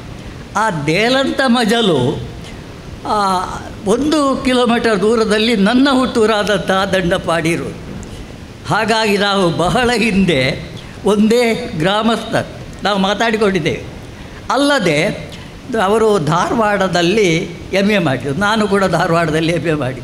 ಅವರು B.Ed ಮಾಡಿದ್ದು ಮೈಸೂರಿನಲ್ಲಿ, ನಾನು ಬ್ಯಾಂಗ್ಳೂರಿನಲ್ಲಿ. ಮತ್ತು ಸಂಸ್ಕೃತ ಕನ್ನಡ ವಿದ್ವತ್ ಪದವಿಗಳನ್ನು ಪಡೆದಿದ್ದಾರೆ. ರಾಷ್ಟ್ರಭಾಷಾ ಪ್ರವೀಣ ಆಗಿದ್ದಾರೆ. ಒಳ್ಳೆಯ ಸಂಶೋಧಕರು, ಭಾಷಣಕಾರರು, ಬರಹಕಾರರು ಎಲ್ಲ ಹೌದವರು. ಅವರ ಲೇಖನ ಮಾಲೆ ತುಳಸಿ ರಾಮಾಯಣ ಮತ್ತು ಅಧ್ಯಾತ್ಮ ರಾಮಾಯಣ VB ಹೊಸಮನೆಯವರ ಕಲಾದರ್ಶದಲ್ಲಿ ಪ್ರಕಟವಾಗ್ತಾ ಇತ್ತು. ಅದನ್ನು ನಾನು ನಿರಂತರ ಓದುತ್ತಾ ಇದ್ದೆ. ಹಾಗಾಗಿ ನನಗೂ ಅವರಿಗೂ ಮತ್ತೆ ಹೆಚ್ಚಿನ ಸಂಪರ್ಕ ಇರಲಿಲ್ಲ. ಯಾಕೆಂತ ಕೇಳಿದರೆ ಅವರು ಗೋವಿಶ್ವ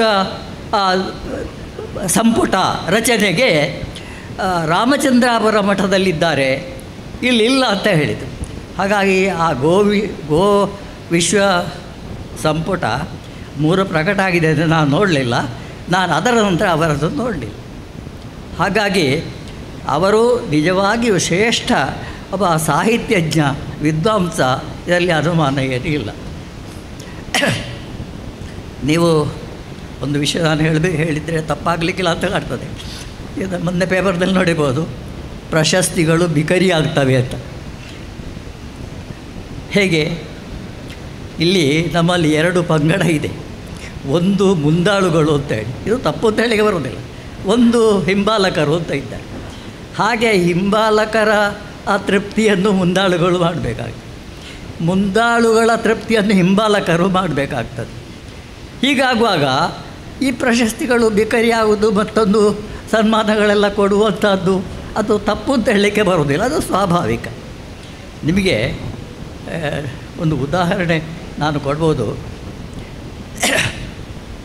ಜಿಲ್ಲಾ ಕನ್ನಡ ಸಾಹಿತ್ಯ ಸಮ್ಮೇಳನದಲ್ಲಿ ಮೊದಲು ಒಂದೊಂದು ವಿದ್ವತ್ ಸನ್ಮಾನ ಅಂತ ಹೇಳಿ ಆರಂಭವಾಯಿತು.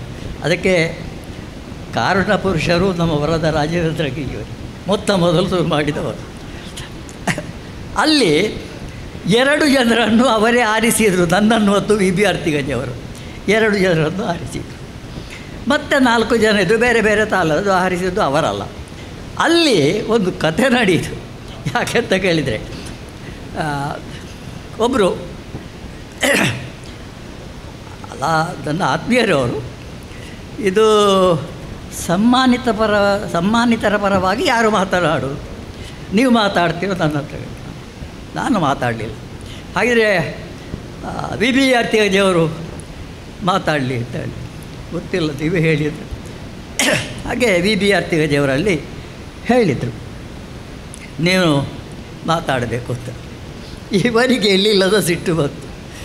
ನಾನು ಮಾತಾಡೋದಿಲ್ಲ, ನೀನು ಹುಂಬಾಕಿದರೆ ಮಾತಾಡು ಅಂತ ಹೇಳಿ. ಇವರ ಮಾತು ಕೇಳಿ ಹತ್ತಲಾಗೆ ಹೋದ್ರು ಅವರು. ಇವರು ಹೇಳಿದರು, ಆಗ ಕನ್ನಡದಲ್ಲಿ ಸರಿಯಾಗಿ ಒಂದು ವಾಕ್ಯ ಬರಲಿಕ್ಕೆ ಗೊತ್ತಿಲ್ಲ ಇವನಿಗೆ ವಿದ್ವತ್ ಸನ್ಮಾನ ಅಂತ ಹೇಳಿದರು. ಇದು ಈ ಹಿಂಬಾಲಕರ ಕತೆ ಅಂತ ಹೇಳಿದ್ದು ನೋಡಿ. ನೀವು ಅದನ್ನು ಗಮನಿಸಿದ್ದೀರೋ ಇಲ್ಲೋ ಅಂತ ಗೊತ್ತಿಲ್ಲ. ಈ ಮುಂದಾಳು ಮತ್ತು ಹಿಂಬಾಲಕರು ಏನು ಅರ್ಥ ಇದಕ್ಕೆ ಅಂದರೆ, ನಾನು ಅರ್ಥಿಗಜವರೆಲ್ಲ ಹಿಂಬಾಲಕರು ಅಲ್ಲ, ಮುಂದಾಳುಗಳು ಅಲ್ಲ. ಇಲ್ಲಿ 2 ಶುದ್ಧವಾದಂತಹ ಕನ್ನಡ ಶಬ್ದಗಳು. ಇದು ಹೇಗೆ ಹುಟ್ಟಿತು ಅಂತ ನನಗೆ ಗೊತ್ತಾನು ಮಾಡಬಾರ್ದು. ಅಂದರೆ ಹಿಂಬಾಲಿಸು ಅಂತ ಹೇಳುವುದಕ್ಕೆ ಸಂಸ್ಕೃತದಲ್ಲಿ ಅನುಸರಣಂ ಅಂತ ಹೇಳ್ತಾರೆ ನಮ್ಮ ಮುಸಲಿಗ. ಹಿಂದಿಯಲ್ಲಿ ಅನುಗಮನ್, ಅನುಸರಣ ಅಂತ 2 ಶಬ್ದಗಳಿವೆ. ಹಿಂಬಾಲಿಸು ಅಂತ. ಮುಂದಾಳು ಅಂತ ಹೇಳುವುದಕ್ಕೆ ಸಂಸ್ಕೃತದಲ್ಲಿ ನಾಯಕ ಅಂತ ಹೇಳ್ತಾರೆ.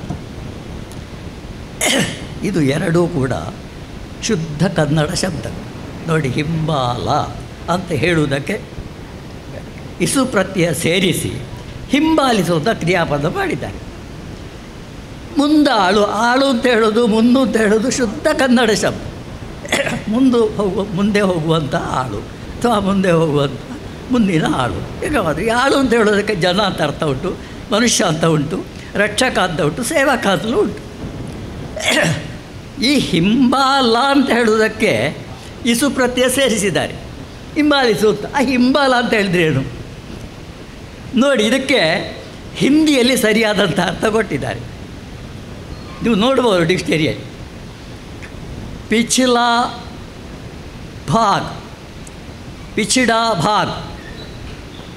ಮತ್ತೊಂದು ಕೊಟ್ಟಿದ್ದಾರೆ ಪಿಛಿಲಿ ಪೂಂಜ್, ಹಿಂದಿನ ಬಾಲ ಅಂತ. ಹಾಗಿದ್ರೆ ಹಿಂಬಾಲ ಅಂತ ಹೇಳೋದು ಸರಿ ಕನ್ನಡ ಶಬ್ದ, ಹಿಂದಿನ ಬಾಲ. ಆದರೆ ಹಿಂಬಾಲಿಸೋ ಏನು ಮಾಡುವ ಹಿಂಬಾಲಕ ಅಂತೇಳಿದರೆ ಇದನ್ನು ಬಹುವ್ರೀಹಿ ಸಮಾಸ ಮಾಡಬೇಕು.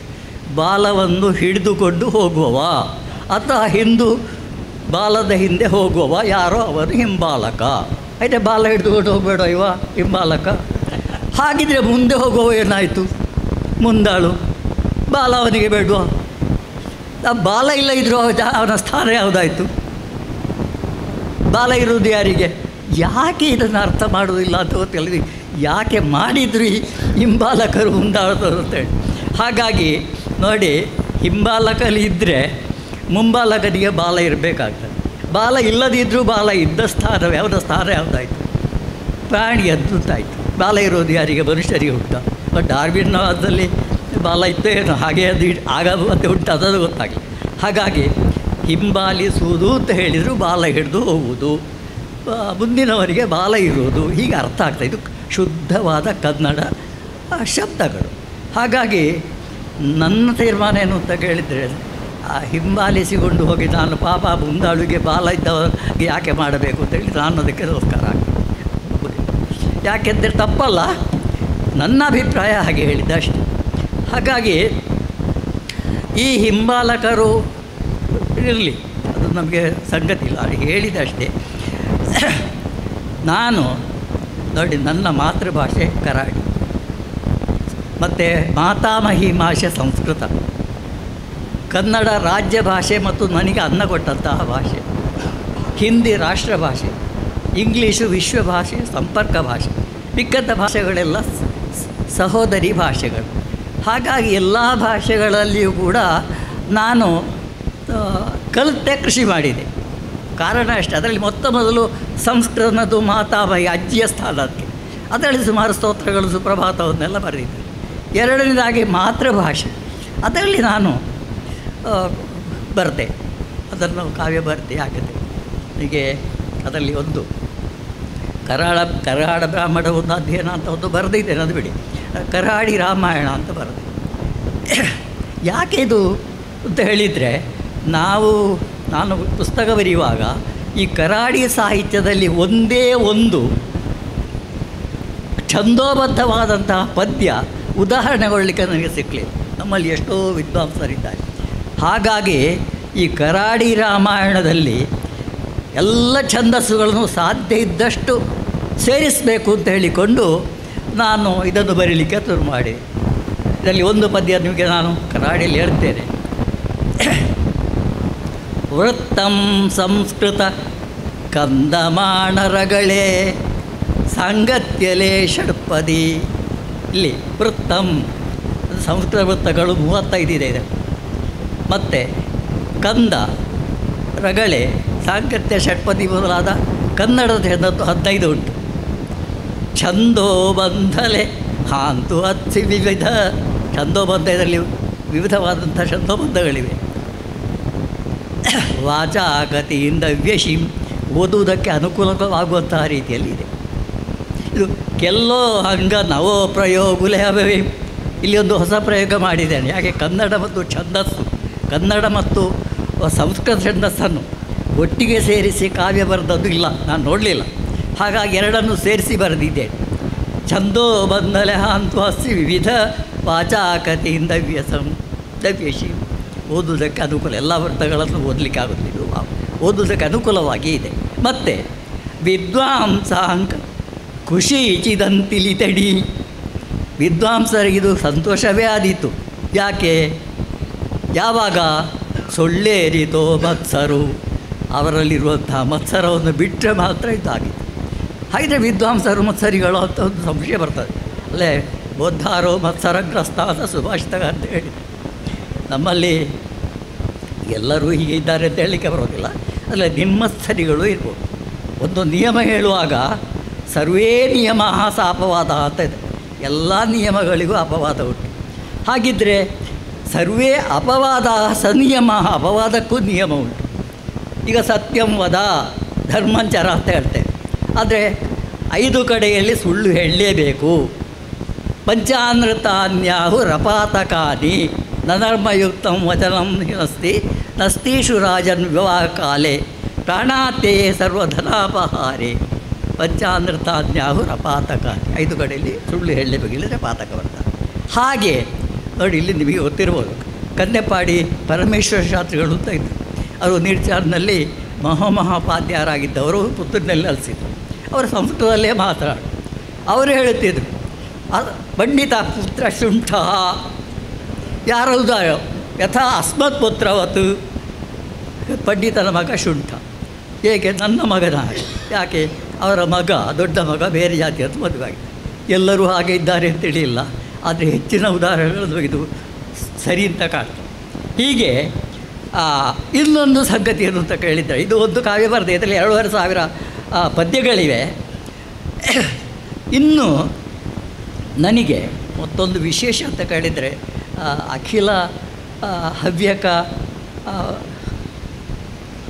ಪರಿಷತ್ತು ಅಂತೇಳಿ ಬೆಂಗಳೂರಿದು ಇದೆ. ಅಲ್ಲಿ ಅಖಿಲ ಹವ್ಯಕ ಅಧ್ಯಯನ ಪೀಠ ಅಂತ ಇದೆ. ಅವರ ಅಲ್ಲಿ ಬರೆದಿದ್ದಾರೆ. ಇದನ್ನು ಹೇಗೆ ನಾನು ಕರಾಡಿಯಲ್ಲಿ ಬರೆದ್ರೆ ಹೇಗೆ ಅಂತ ನನ್ನಿಂದ ಆಗಲೇ ಇಲ್ಲ. ಹಾಗಿದ್ರೆ ಬೇಡ, ಈ ಉಪಜಾತಿ ವೃತ್ತದಲ್ಲಿಯೇ ಒಂದು ಮಹಾಕಾವ್ಯ ಬರೆದ್ರೆ ಏನು ಅಂತ ದೊರೆಯಿತು. ಹಾಗೆ ಮತ್ತೊಂದು ಶ್ರೀಕೃಷ್ಣ ಚರಿತಂ ಅಂತ ಹೇಳುವುದನ್ನು ಕರಾಡಿಯಲ್ಲಿ ಬರೆದೆ. ಅದರಲ್ಲಿ ಉಪವೃತ್ತಗಳೇ ಇರುವುದು, ಬೇರೆ ಸಂಸ್ಕೃತ ಇದು ಛಂದಸ್ಸಾಗಲಿ ಕನ್ನಡ ಛಂದಸ್ಸಾಗಲಿ ಇಲ್ಲ. ಅಲ್ಲಿ ನೋಡಿ ಒಂದು ಶ್ರೀಕಂಠು ಶರ್ವಾಕ ದಿಗಂಬರಾಕ ಪುರಾರಿ ನಂದೀಶ್ವರ ವಾಹನಾಕ ಭಕ್ತಾಂತರಂಗಾಕ ಪರಾತ್ಪರಾಕ ಭವಾಕ ಶೂಲೀಕ ನಮಃ ಶಿವಾಕ ಭವಾಕ ಶೂಲೀಕ ನಮಃ ಶಿವಾಕ ಹೀಗೆ ಬರ್ತದೆ. ಅಲ್ಲ ಆದಿಯಲ್ಲಿ ಪ್ರಾಸ ಇಡಲಿಲ್ಲ, ನಂತರ ಎಲ್ಲ ಪಾಸ್ ಇಟ್ಟು ಹೋಗಿದೆ. ಅಲ್ಲಿ 2,500 ಪದ್ಯ ಅದರಲ್ಲಿ ಕೂಡ ಇದೆ. ಹಾಗೆ ನಾನು ಕಲಿತುಕೊಂಡಿರುವಾಗ 54ರಲ್ಲಿ ನನ್ನ ಗುರುಗಳು ಪೆರಡಾಲ ಕೃಷ್ಣಯ್ಯ ಅಂತ ಕನ್ನಡದ ಅವರು, ಇವರ ಅಜ್ಜ, ಅವರು ನನ್ನ ಹತ್ರ ಹೇಳಿದರು, ನನ್ನ ಶಿಷ್ಯರು ಯಾರೂ ಯಕ್ಷಗಾನದಲ್ಲಿ ಕೆಲಸ ಮಾಡಲಿಲ್ಲ, ಸದಾಶಿವ ನೀನಾದರೂ ಮಾಡು ಅಂತ ಹೇಳಿದರು. ನಾನು ಮಾತಾಡಲಿಲ್ಲ. ಯಾಕೆಂತ ಹೇಳಿದ್ದು ನನ್ನಲ್ಲಿ ಅಂತ ಎಬಿಲಿಟಿ ಉಂಟೋ ಇಲ್ಲೋ ಅಂತ ನನಗೆ ಗೊತ್ತಿಲ್ಲ. ಹಾಗಾಗಿ ನಾನು ಒಪ್ಪಿಕೊಂಡ್ರೆ ಹೇಗೆ. ಆದರೆ ಮತ್ತೆ ನನಗಾಯಿತು, ನೋಡುವ ಅಂತ ಹೇಳಿ.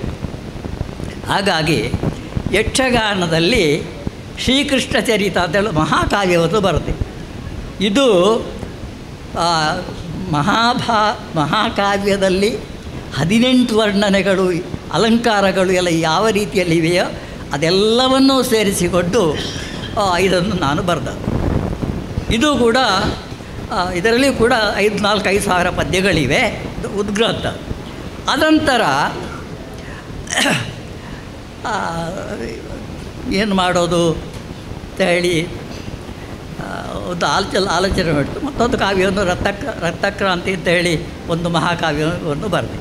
ಈಗ 2 ಮಹಾಕಾವ್ಯ ಕರಾಡಿಯಲ್ಲಿ 2 ಮಹಾಕಾವ್ಯ ಕನ್ನಡದಲ್ಲಿ ಬರೆದೆ. ಇಷ್ಟಾಗುವಾಗ ನನಗೆ ಅವರು ನಾರಾಯಣ ಶಾನಭಾಗರು ಹವ್ಯಕ ಯಕ್ಷಗಾನ ಕವಿಕಾವ್ಯ ಸೂಚಿ ಅಂತ ಹೇಳುವ ಒಂದು ಪುಸ್ತಕವನ್ನು ಕಳಿಸಿದರು. ಅದರಲ್ಲಿ ನೋಡಿ ಒಬ್ಬರು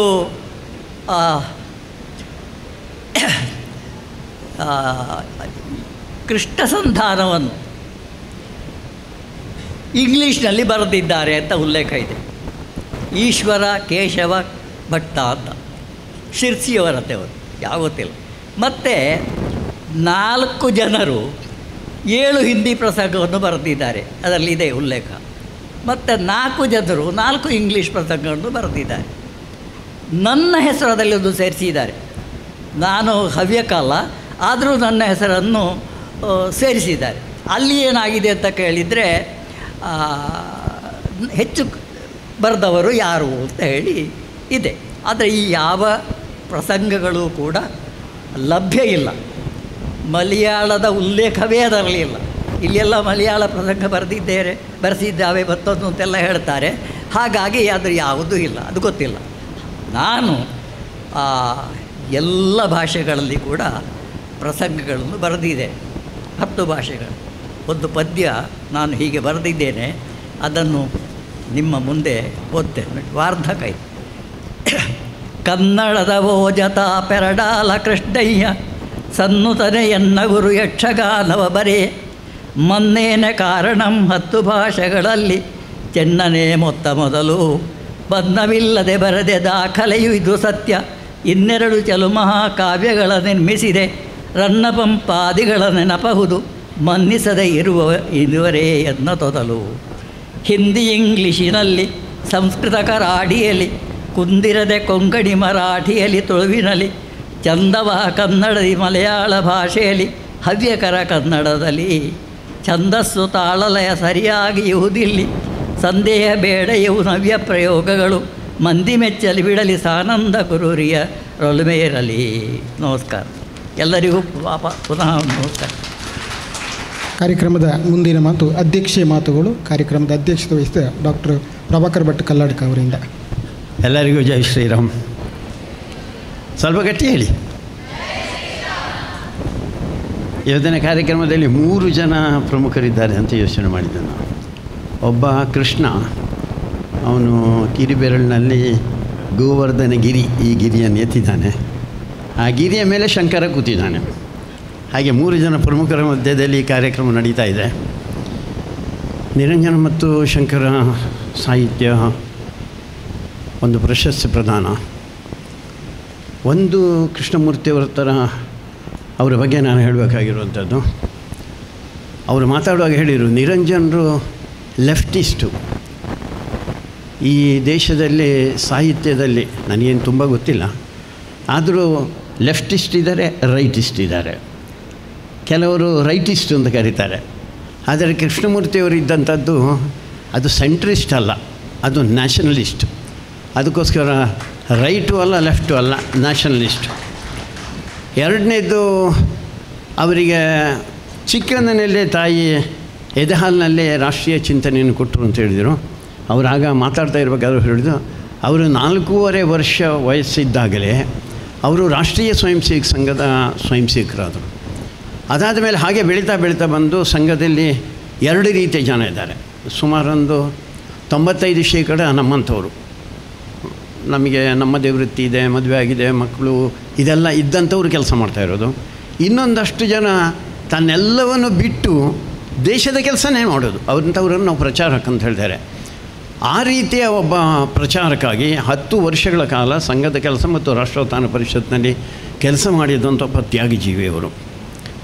ಇನ್ನು ಶಂಕರನಾರಾಯಣ ಭಟ್ರ ಬಗ್ಗೆ ಅವರೆಲ್ಲ ಉಲ್ಲೇಖ ಮಾಡಿದರು. ನನಗೆ ಆಶ್ಚರ್ಯ, ಒಬ್ಬ ಮನುಷ್ಯ 10 ಭಾಷೆಯನ್ನು ಕಲಿತಾನೆ, ಅಧ್ಯಯನ ಮಾಡ್ತಾನೆ, ಅದರ ಮೇಲೆ ಸಾಹಿತ್ಯಗಳನ್ನು ರಚನೆ ಮಾಡ್ತಾನೆ ಅಂತ. ಆದರೆ ವಿಜ್ಞಾನ ಹೇಳ್ತಾಯಿತ್ತು, ಯಾರು ಬೇಕಾದರೂ ಕೂಡ 6 ಭಾಷೆಗಳನ್ನು ಕಲಿಬಹುದು ಅಂತ. ಒಂದು ಸಾಮಾನ್ಯ ಒಂದು ಮಗು ಕೂಡ ಒಂದು 6 ಭಾಷೆಯನ್ನು ಕಲಿಬಹುದು ಅಂತ. ಇವರ ಹತ್ತಿರಕ್ಕೆ ಆ ಮಗು ಹೋದರೆ 10 ಭಾಷೆಯನ್ನು ಕಲಿತು ಬಿಡ್ತದೆ, ಗೊತ್ತಿಲ್ಲ ನನಗೆ. ಅಂಥ ಒಬ್ಬ ಶ್ರೇಷ್ಠ ವ್ಯಕ್ತಿಗಳು ಇಬ್ಬರಿಗೂ ಕೂಡ ಸನ್ಮಾನ ಆಗಿದೆ. ಒಂದೇ ನಾನು ಹೇಳ್ತಾ ಇರೋದು, ನಿಮಗೇನೋ ಸನ್ಮಾನ ಮಾಡಿದ್ದು ಅಂತ ಹೇಳೋದಕ್ಕಿಂತ ಹೆಚ್ಚು ವಿವೇಕಾನಂದ ವಿದ್ಯಾವರ್ಧಕ ಸಂಘಕ್ಕೆ ಸನ್ಮಾನ ಆಗಿದೆ ನಿಮ್ಮಿಬ್ಬರಿಂದ ಅಂತ ನಾನು ಅಂದ್ಕೊಳ್ತೇನೆ. ಆ ರೀತಿಯ ಕಾರ್ಯವನ್ನು ವಿವೇಕಾನಂದ ವಿದ್ಯಾವರ್ಧಕ ಸಂಘ ಯಾವಾಗಲೂ ಮಾಡ್ತಾ ಬಂದಿದೆ. ಇನ್ನಷ್ಟು ಕೃತಿಗಳು ನಿಮ್ಮಿಂದ ಹೊರಬರಲಿ. ಈಗಾಗಲೇ ನೀವು ಶಂಕರರ ಬಗ್ಗೆ ಬರೀಬೇಕು ಅಂತ ಹೊರಟಿದೆ. ಅಪೀಲ್ ಟಾಸ್ಕ್ ಅಂತ ಹೇಳಿದರು ಅವರು. ಶಂಕರರ ಬಗ್ಗೆ ಬರೆಯೋದು ಅಷ್ಟು ಸುಲಭದ ವಿಷಯ ಅಲ್ಲ ಅದು. ಆದರೂ ಹೇಳಿದ್ದಾರೆ, ಅದನ್ನು ಸ್ವೀಕಾರ ಮಾಡಿದ್ದೇನೆ ಅಂತ. ಆ ರೀತಿಯ ಕೃತಿಗಳು ಬರಲಿ. ಮುಂದೆ ಕೇಳ್ಬೋದು ಅಂತ ಹೇಳಿದ್ದಾರೆ ಅವರು. ಮಧ್ವಾಚಾರ್ಯರ ಬಗ್ಗೆನೂ ಬರೀರಿ ಅಂತ ಹೇಳ್ಬೋದು ಅಂತ. ಅಷ್ಟು ಅವರಿಗೆ ಅಧ್ಯಯನ ಮಾಡುವಂಥ ಮತ್ತು ಒಳ್ಳೆಯ ಒಂದು ಆರೋಗ್ಯವನ್ನು ಕೊಡುವಂಥ. ಆ ರೀತಿ ಶಂಕರನಾರಾಯಣ ಭಟ್ರಿಗೂ 92 ಆಯಿತು ಅಂತ ಅನಿಸು. ಸದಾಶಿವ ಭಟ್ರಿ 92 ಆಯಿತು ಅಂತ ನನಗೆ ಅನಿಸೋದಿಲ್ಲ. ನಮಗೆ ನೋಡಿದಾಗಲೂ ಅವರು ಕೂತೆ ಮಾತಾಡ್ತಾರೆ ಅಂತ ಯೋಚನೆ. ಅವರು ನಿಂತುಕೊಂಡು ಆರಾಮದ ಇಲ್ಲಿ ಸಮಯದ ಕೊರತೆ ಆಯಿತು, ಇಲ್ಲ ಅಂತಾರೆ 1 ಗಂಟೆ ಮಾತಾಡ್ತಿದ್ರೇನವರು ಅಂತ. ಸದಾಶಿವ ಭಟ್ರು ಎಲ್ರಿಗೂ ಒಳ್ಳೆಯ ಒಂದು ಆರೋಗ್ಯ ಕೊಡಲಿ. ನಿಮ್ಮಿಂದ ಒಂದಷ್ಟು ಈ ಕ್ಷೇತ್ರದಲ್ಲಿ, ಜ್ಞಾನದ ಕ್ಷೇತ್ರದಲ್ಲಿ ಇನ್ನಷ್ಟು ವಿಷಯಗಳು ಹೊರಗೆ ಬರಲಿ. ಇದೆಲ್ಲದರಿಂದ ನಾವುಗಳು ಯಾರಿದ್ದೇವೆ ಅಂದರೆ, ಈ ಸಂಸ್ಥೆಯಲ್ಲಿರುವಂಥ ವಿದ್ಯಾರ್ಥಿಗಳು ಈ ವಿಚಾರವನ್ನು ತೆಕ್ಕೊಂಡು ನಮ್ಮ ದೇಶದ ಬಗ್ಗೆ, ನಮ್ಮ ಧರ್ಮದ ಬಗ್ಗೆ, ನಮ್ಮ ಸಂಸ್ಕೃತಿ ಬಗ್ಗೆ ಹೆಮ್ಮೆ ಪಟ್ಟುಕೊಂಡು ಅದೇ ಧರ್ಮಕ್ಕೆ, ಅದೇ ಸಂಸ್ಕೃತಿಗೆ ಇನ್ನಷ್ಟು ಕೆಲಸ ಮಾಡುವಾಗೆ ಒಂದು ಯೋಚನೆಗಳು ನಡಿಬೇಕು. ಕಾಶ್ಮೀರದಲ್ಲಿ ಆದದ್ದು ಎಲ್ರಿಗೂ ಗೊತ್ತಿದೆ. ಅದಕ್ಕೋಸ್ಕರ ಈ ಧರ್ಮದ ಸಂಸ್ಕೃತಿಯ ನಾಶಕ್ಕೋಸ್ಕರ ಜನ ಹೊರಟಿದ್ದಾರೆ. ನಾವು ಆ ಧರ್ಮ ಸಂಸ್ಕೃತಿಯನ್ನು ತಿಳ್ಕೊಂಡು ಆ ಧರ್ಮ ಸಂಸ್ಕೃತಿಯನ್ನು ಉಳಿಸುವಂಥ ಕಾರ್ಯಕ್ಕೂ ಕೂಡ ಸಜ್ಜಾಗಬೇಕು. ಅದಕ್ಕೋಸ್ಕರ ಒಂದು ಕಡೆಯಲ್ಲಿ ಶಸ್ತ್ರ, ಇನ್ನೊಂದು ಕಡೆಯಲ್ಲಿ ಶಾಸ್ತ್ರ, ಇದು ಎರಡೂ ನಮಗೆ ಲಭಿಸಲಿ. ಎಲ್ಲರಿಗೂ ಶುಭವಾಗಲಿ. ಬನ್ನಿ ಮಾತಾಡೋಣ. ಇವತ್ತು ಅಭಿನಂದನಾ ಮಾತು ಹೇಳಿದಂತಹ ಡಾಕ್ಟರ್ ವರದರಾಜ್ ಚಂದ್ರಗಿರಿ ಅವರಿಗೆ ಸ್ಮರಣಿಕೆ ನೀಡಿ ಗೌರವಿಸಬೇಕು ಅಂತ ಕಾರ್ಯದರ್ಶಿಯಾಗಿರುವ ಡಾಕ್ಟರ್ KM ಕೃಷ್ಣ ಭಟ್ ಅವರಲ್ಲಿ ಕೇಳಿಕೊಳ್ತಾ ಇದ್ದೇನೆ. ಆಮೇಲೆ ಶಾಂತಿ ಮಂತ್ರ, ಆಮೇಲೆ ವೇದಿಕೆಯ ಮೇಲಿರುವ ಎಲ್ಲ ಹಿರಿಯರಿಗೆ ವಂದಿಸ ಇಂದಿನ ನಿರಂಜನ ಪ್ರಶಸ್ತಿ ಮತ್ತು ಶಂಕರ ಸಾಹಿತ್ಯ ಪ್ರಶಸ್ತಿ ಪ್ರದಾನ ಕಾರ್ಯಕ್ರಮದ ಅಧ್ಯಕ್ಷತೆಯನ್ನು ವಹಿಸಿ ಕಾರ್ಯಕ್ರಮವನ್ನು ನಡೆಸಿಕೊಟ್ಟ ಹಿರಿಯರಾದ ಡಾಕ್ಟರ್ ಕಲ್ಲಡ್ಕ ಪ್ರಭಾಕರ ಭಟ್ ಇವರಿಗೆ ನಮ್ಮೆಲ್ಲರ ಪರವಾಗಿ ಗೌರವಪೂರ್ವಕ ಧನ್ಯವಾದಗಳನ್ನು ಸಮರ್ಪಿಸ್ತೇನೆ. ನಿರಂಜನ ಪ್ರಶಸ್ತಿಯನ್ನು ಸ್ವೀಕರಿಸಿ ನಮ್ಮನ್ನು ಉದ್ದೇಶಿಸಿ ಮಾತನಾಡಿದ ಡಾಕ್ಟರ್ ಬಾಬು ಕೃಷ್ಣಮೂರ್ತಿ ಇವರಿಗೆ ಕೂಡ ಎಲ್ಲರ ಪರವಾಗಿ ಧನ್ಯವಾದಗಳನ್ನು ಸಮರ್ಪಿಸ್ತಾ ಇದ್ದೇನೆ. ಹಾಗೆ ಶಂಕರ ಸಾಹಿತ್ಯ ಪ್ರಶಸ್ತಿಯನ್ನು ಸ್ವೀಕರಿಸಿ ನಮಗೆ ಸಾಕಷ್ಟು ವಿಚಾರಗಳನ್ನು, ನಮಗೆ ಗೊತ್ತಿಲ್ಲದೇ ಇರೋ ವಿಚಾರಗಳನ್ನು ಹೇಳಿಕೊಟ್ಟ ಡಾಕ್ಟರ್ ಡಿ ಸದಾಶಿವ ಭಟ್ ಪಳ್ಳು ಇವರಿಗೆ ಕೂಡ ಧನ್ಯವಾದಗಳನ್ನು ಸಮರ್ಪಿಸ್ತಾ ಇದ್ದೇನೆ. ಇವತ್ತಿನ ಅಭಿನಂದನಾ ಭಾಷಣವನ್ನು ಮಾಡಿದ ಡಾಕ್ಟರ್ ವರದರಾಜ ಚಂದ್ರಗಿರಿ ಅವರಿಗೆ ನಮ್ಮೆಲ್ಲರ ಪರವಾಗಿ ಕೃತಜ್ಞತೆಗಳನ್ನು ಸಲ್ಲಿಸ್ತಾ ಇದ್ದೇನೆ. ಮುಖ್ಯ ಅತಿಥಿಗಳಾಗಿ ನಮ್ಮ ಜೊತೆ ವೇದಿಕೆಯಲ್ಲಿರುವ ನಮ್ಮ ವಿವೇಕಾನಂದ ವಿದ್ಯಾವರ್ಧಕ ಸಂಘದ ಕಾರ್ಯದರ್ಶಿಗಳು ಡಾಕ್ಟರ್ KM ಕೃಷ್ಣ ಭಟ್ ಇವರಿಗೆ ಎಲ್ಲರ ಪರವಾಗಿ ಧನ್ಯವಾದಗಳು. ಹಾಗೆ ನಮ್ಮ ಕಾಲೇಜಿನ ಆಡಳಿತ ಮಂಡಳಿಯ ಅಧ್ಯಕ್ಷರು ಡಾಕ್ಟರ್ ಶ್ರೀಪತಿ ಕಲ್ಲೂರಾಯ ಹಾಗೂ ನಮ್ಮ ಕಾಲೇಜು ಆಡಳಿತ ಮಂಡಳಿಯ ಸಂಚಾಲಕರು ಶ್ರೀಯುತ ಮುರಳೀಕೃಷ್ಣ KN ಇವರಿಗೂ ಕೂಡ ಎಲ್ಲರ ಪರವಾಗಿ ಕೃತಜ್ಞತೆಗಳನ್ನು ಸಮರ್ಪಿಸ್ತಾ ಇದ್ದೇನೆ. ವೇದಿಕೆಯಲ್ಲಿ ಉಪಸ್ಥಿತಿರುವ ನಮ್ಮ ಕಾಲೇಜಿನ ಪ್ರಾಚಾರ್ಯರು ಶ್ರೀಯುತ VG ಭಟ್ ಇವರಿಗೆ ಕೂಡ ಎಲ್ಲರ ಪರವಾಗಿ ಧನ್ಯವಾದಗಳು. ಪ್ರಶಸ್ತಿಯನ್ನು ಸ್ವೀಕರಿಸಿದ ಇಬ್ಬರು ಮಹನೀಯರುಗಳ ಅಭಿಮಾನಿಗಳು, ಅವರ ಮನೆಯವರು, ಹಿರಿಯರು ತಾವೆಲ್ಲರೂ ಈ ಕಾರ್ಯಕ್ರಮದಲ್ಲಿ ಉಪಸ್ಥಿತರಿದ್ದೀರಿ. ತಮ್ಮೆಲ್ಲರಿಗೂ ಕೂಡ ಹೃದಯಾಳದ ನಮನಗಳನ್ನು ಸಲ್ಲಿಸ್ತಾ ಇದ್ದೇನೆ. ವಿವೇಕಾನಂದ ವಿದ್ಯಾವರ್ಧಕ ಸಂಘದ ನಿರ್ದೇಶಕರುಗಳು, ಕಾಲೇಜು ಆಡಳಿತ ಮಂಡಳಿಯ ಸದಸ್ಯರುಗಳು, ನಮ್ಮ ಕಾಲೇಜಿನ ಪರೀಕ್ಷಾಂಗ ಕುಲಸಚಿವರು ಮತ್ತು ಕಾಲೇಜಿನ ಹಿತೈಷಿಗಳು ತಾವೆಲ್ಲರೂ ಕೂಡ ಈ ಕಾರ್ಯಕ್ರಮದಲ್ಲಿ ಭಾಗವಹಿಸಿದ್ದೀರಿ. ತಮ್ಮೆಲ್ಲರಿಗೂ ಕೂಡ ಧನ್ಯವಾದಗಳನ್ನು ಸಮರ್ಪಿಸ್ತಾ ಇದ್ದೇನೆ. ಈ ಕಾರ್ಯಕ್ರಮದಲ್ಲಿ ಉಪಸ್ಥಿತರಿರುವಂತಹ ನಮ್ಮ ಕಾಲೇಜಿನ ಎಲ್ಲ ಬೋಧಕ ಮತ್ತು ಬೋಧಕೇತರ ಸಿಬ್ಬಂದಿಗಳು, ಆತ್ಮೀಯ ವಿದ್ಯಾರ್ಥಿನಿಯರು, ಪತ್ರಕರ್ತ ಬಂಧುಗಳು ಮತ್ತು ಎಲ್ಲರಿಗೂ ಕೂಡ ಮತ್ತೊಮ್ಮೆ ಈ ಕೃತಜ್ಞತೆಗಳನ್ನು ಸಲ್ಲಿಸ ನನ್ನ ಮಾತುಗಳನ್ನು ಮುಗಿಸ್ತೇನೆ. ಧನ್ಯವಾದಗಳು. ಶಾಂತಿ ಮಂತ್ರದೊಂದಿಗೆ ಕಾರ್ಯಕ್ರಮ ಮುಕ್ತಾಯಗೊಳ್ಳುತ್ತದೆ.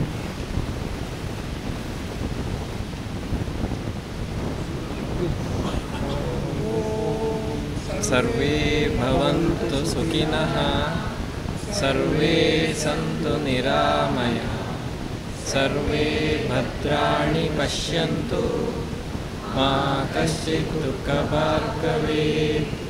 ಓಂ ಶಾಂತಿ ಶಾಂತಿ ಶಾಂತಿ. ಧನ್ಯವಾದಗಳು. ಸುದ್ದಿ ಚಾನಲ್, ಕ್ಷಣ ಕ್ಷಣದ ಸುದ್ದಿಗಾಗಿ. That's my gadget. Let's go have some fun then.